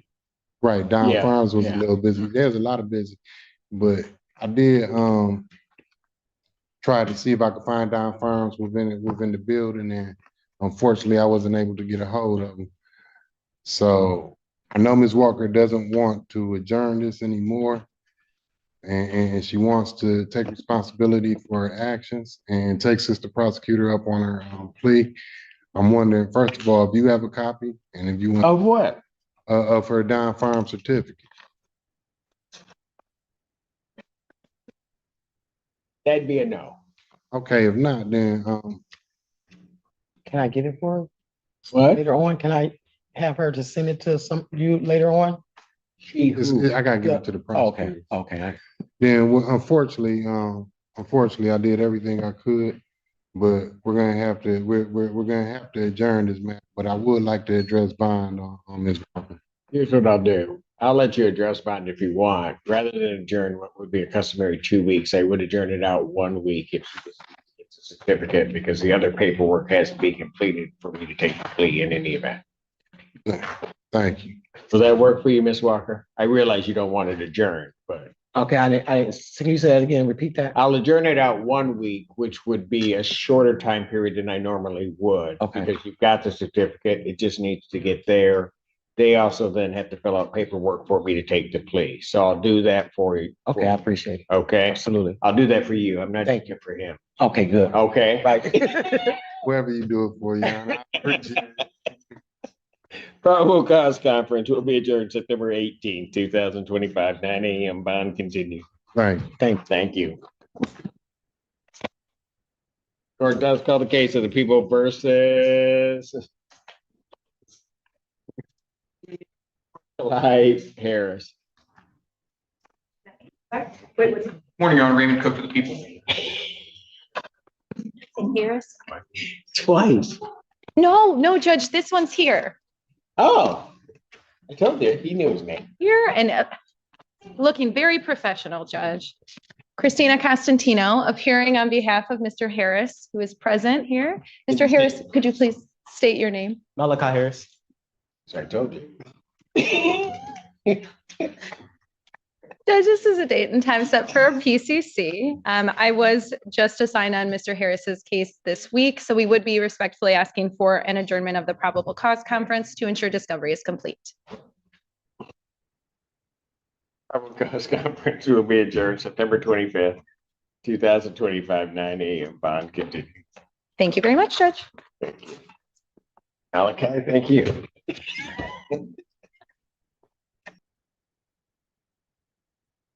I think where's this person? Yoder. They got him. Her. Court calls the cases of the people versus Jessica Yoder. Christina Costantino appearing on behalf of Ms. Yoder in case number ending in 1282 FY. And Stephanie Cannon appearing on cases ending in 1283 and 1060. Wow. Yes. I'm here. It was a lot quieter last week. I haven't said anything. What? Yes, it was, Your Honor. Yeah, you Yes. weren't here. I wasn't here. Everybody I missed commented you on how though. quiet it was. I missed this whole thing. We missed you too. It was so sad. Oh, constant. Nobody here missed it. All right, anyway, go ahead. What are we doing? Well, first, Ms. Yoder, can you state your name for the record? Jessica Yoder. Thank you. Judge, we need a little bit of additional time for further negotiations. We are trying to work out a global resolution for Ms. Yoder in all of her matters. So we would be asking for an adjournment of the PCC. Are you saying in all of these matters or are there other matters elsewhere? Well, Judge, she has these matters.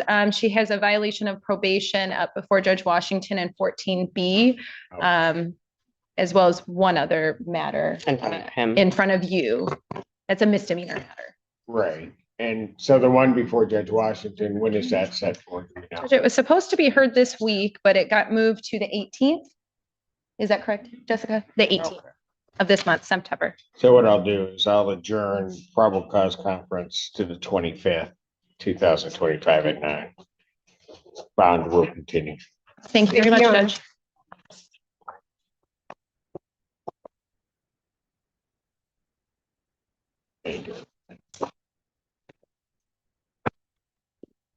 Court does call the case of the people versus Philip Barnhart. Actually, call this for the people in both matters. Assistant Public Defender Ben Dunaway on behalf of Mr. Barnhart, who stands to my right. Would you state your name for the record, please? Philip Barnhart. What are we doing? Your Honor, Mr.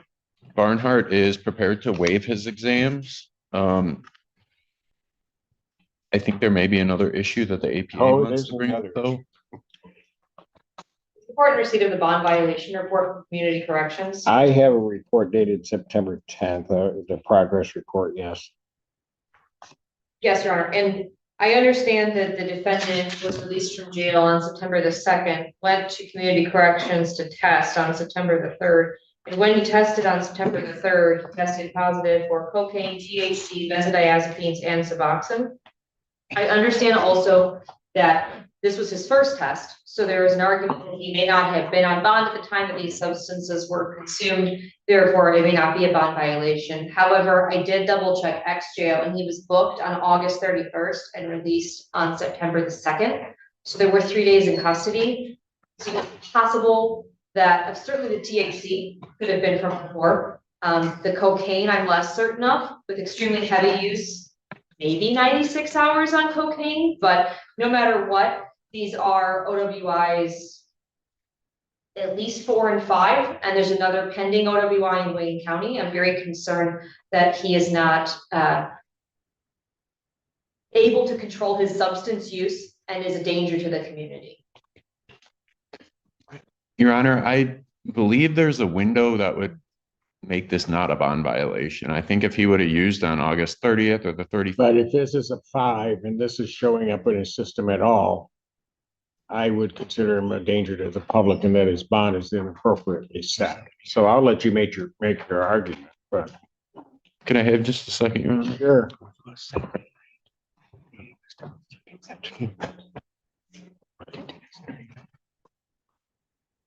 So, yeah, I just think there's possibilities that he's not used after being arrested, and those. What?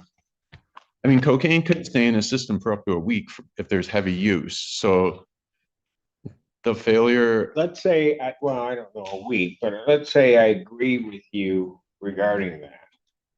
Then his bond, and this is what I'm saying to you, then his bond on these operating while intoxicated, since I have 2 in front of me and there's another one in Wayne County, then I think that his bond in these cases is inappropriately set.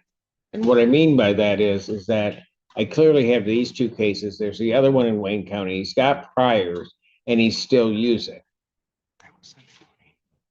I think I'm fine. I think that's all factually true, Your Honor. Or he's at least not passing the test. Would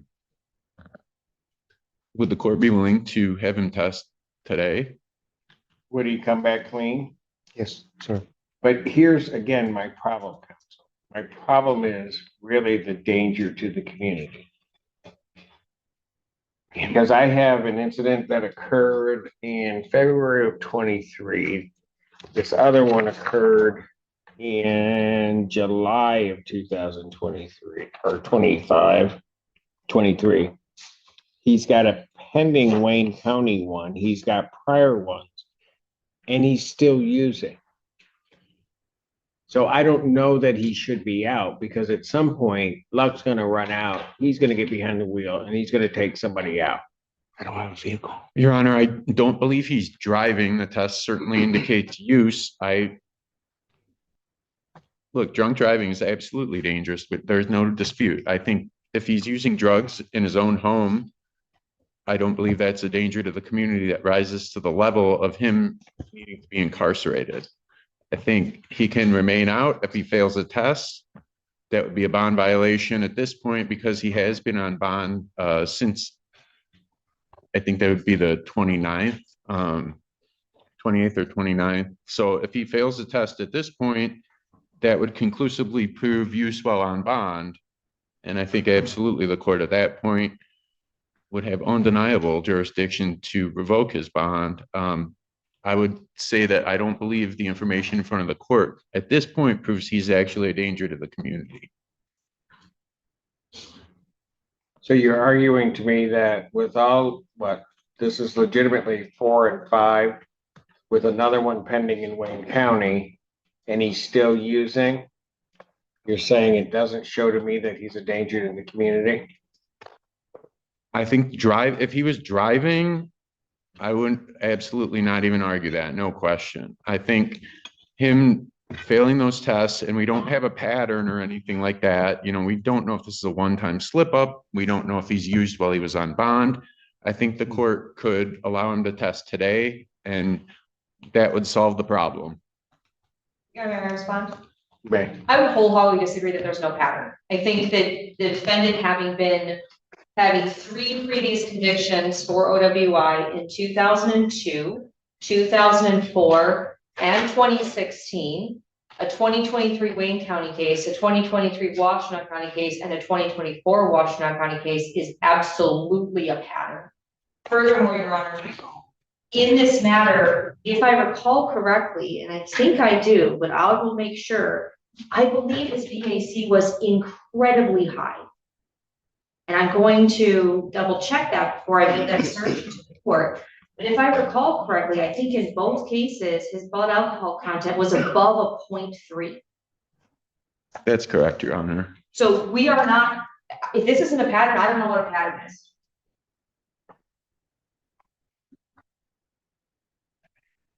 People would request that the court find that the bond was an abuse of discretion and set a higher bond remand.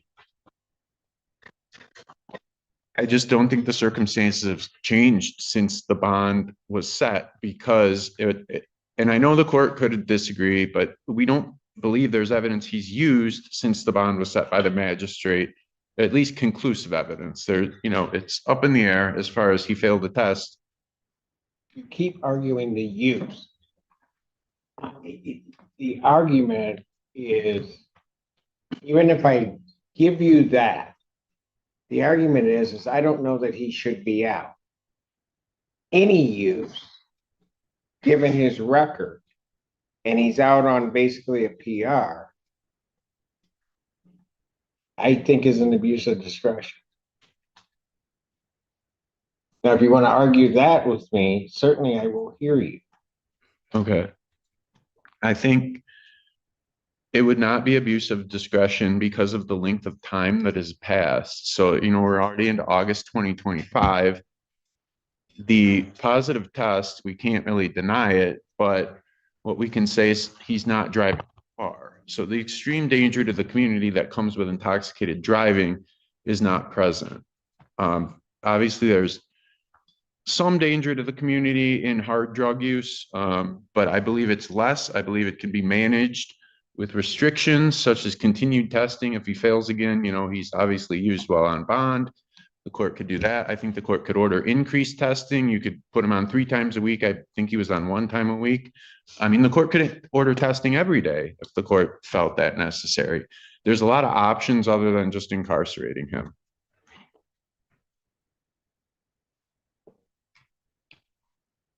What did you receive sent for? I'm sorry? What did you wish these set for preliminary examination? No, he's gonna waive.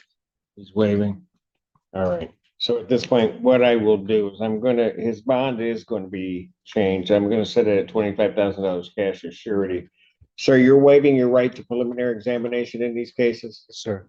You understand that a preliminary examination is a proceeding where the people would have to show by probable cause that the offenses alleged were committed and that you committed them. Yes, sir. You understand you will not have that hearing on either one of these matters, and that this will proceed to circuit court for further resolution. Sir. People also waive their right. We waive, Your Honor. I do believe he previously posted $25,000. Oh, are on both of these? I think that's what my notes reflect, is that that's what it was set at.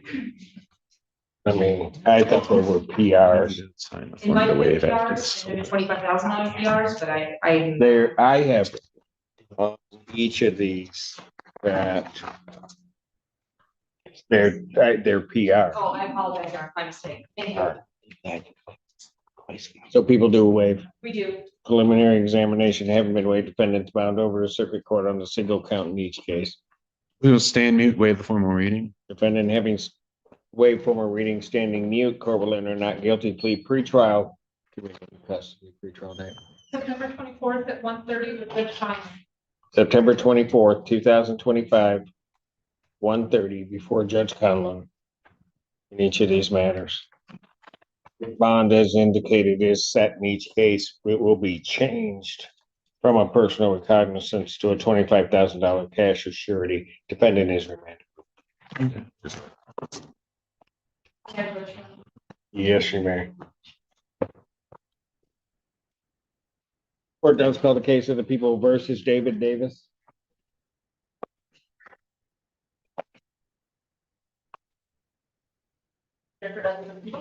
This is Defender Hannah Apple appearing on behalf of Mr. Davis, who's approaching now. Mr. Davis, will you state your name for the record? David Davis. Thank you. Your Honor, we are asking for an adjournment, and then I did wish to address bond on behalf of Mr. Davis. Basis for the adjournment. The adjournment, partially as part of the bond argument, but that he can begin treatment at Dawn Farms, which he has set up to begin next week. I'm sorry, tomorrow. Inpatient. It is an outpatient program. You revoked his bond last week for the positive test. He is willing to acknowledge that positive test. He did contact Dawn Farms before coming to court last week, completed the initial intake, and is scheduled for his assessment to begin outpatient treatment tomorrow at noon. Based on that and his admission to the cocaine and THC use, I'm asking the court to consider reinstating his personal bond so he can attend that appointment. I did provide verification to opposing counsel last week, a letter from the treatment provider and information regarding, of course, I think based on that assessment tomorrow is going to determine what level of care he's going to be needing. But I advised him that, I'd ask the court to order that he comply with whatever they recommend, if it's regular outpatient, intensive outpatient, or even inpatient treatment. And he's willing to do just that. I would need is there any response from the people on that? Your Honor, this is Mr. David Davis, correct? Yes. Trevor Mabo for the people. When the case was called, my office had some confusion as to what his first name was and who the case that was being called. So I wanted to enter my appearance for the record. Normally, it seems we don't get in the way of release to treatment orders, but this doesn't appear to be what defense counsel is requesting. This is a felony file along with a high BAC charge where, in addition to the defendant's blood alcohol levels being north of 0.18, he also had active metabolites for THC and cocaine in his system. He was given a relatively low cash or surety bond and asked to submit to testing. And in the 3 weeks that followed his release, he was positive for both THC and cocaine in all 3 tests. And that's what was the basis for his bond revocation. I would not oppose a release to treatment, but I'm concerned about his narcotics usage if not done so. Judge, I don't believe that statement is correct regarding the cocaine use. He had 2 positive tests for cocaine, which were shortly after his arraignment. He tested the next day, and then he did test, I think roughly about a week later, and there was a positive test for cocaine and THC. And he acknowledges that powerful cocaine that's lasting a long time, like the last kid. Go ahead. I'm sorry. That was just me. Yeah, I'm not going to make that argument for this case, but however, he did have a negative test for cocaine. There was still THC in his system. He reports that he has stopped use. He reports that since being incarcerated, he's also made contacts to try to work out a medical marijuana card upon his release. He will not use until that card is received and provided to community corrections. He If the shouldn't- court I allows. get it, but Yeah. he shouldn't be using it all. He's got serious issues. And the very fact that he wants. I mean, I think that's between him and his provider regarding the medical marijuana, but I think it's noteworthy that he had a negative for cocaine. He's been incarcerated for a week. He set up treatment. He has it scheduled to begin tomorrow. I would just ask, based on all of that, he is also on a scram tether. I understand the basis of part of the OWI is obviously BAC. There was no issue regarding alcohol consumption on bond. He still has a scram tether on. I don't think that that's been of any issue, and he's doing everything he can to show the court that he's compliant and willing to work that out. And he's been in custody the last week. I would say fairly from our conversations, has very much learned his lesson and understands if there's even the slightest slip up that he's going to be back in here and he's not going to have a chance to get out. But I would just ask for the opportunity so that he can keep his treatment appointment tomorrow that he's scheduled. And All right, here's what I'm gonna do. I'm gonna need an order. I'll allow him to go to Don Farm, but prior to him going, I realize he's got a scram tether. He's gonna have a GPS tether on his other leg, because if he leaves that program, doesn't cooperate in that program, he's going right back in. Understood. So I'll need an order. Okay, to that. I will prepare that today. Thank you, Your Honor. All right, thank you. What is it? It's gonna put you. You can. Hold on. Actually, I'll do all your. And I've adjourned this out to the 25th of Bible, continue with that modification. Just until I get the order to the court and they can put it out. Hopefully today. Court calls the case of the people versus Douglas Brown. All I have. So. I don't like the way these are put up. So what? Douglas Brown. Douglas Brown. Oh, I'm sorry. He's on Zoom. My apologies. Assistant Public Defender Hannah Apple appearing on behalf of Mr. Brown. Mr. Brown, will you state your name for the record?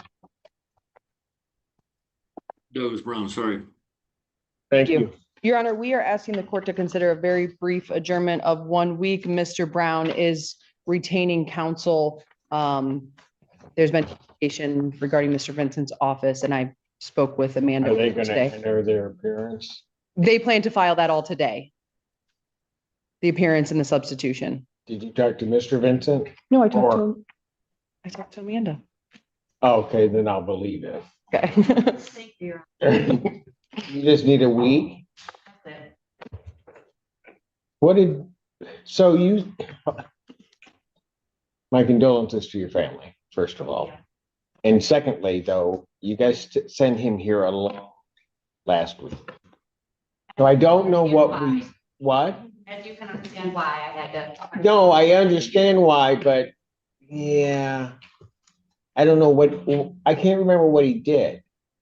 I'm sure he messed it up. Oh, he did, but I just don't know what day.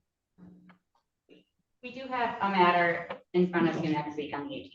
So it most likely was that. That was, so just so you know what he said. Just so you know what he said. He walks in and I said, "You're here alone." He said, "Yeah." I said, "Okay, so what dates did they give you?" He said, "They just said any date." I don't think that's what you said. That's okay. But if, And that's how I know that you know me, Your Honor. yes, I know. You would have given him a date and he would have, well, anyway. All right, I will on this one, if he's gonna retain, then I'll adjourn it out 1 week. Thank you, Judge.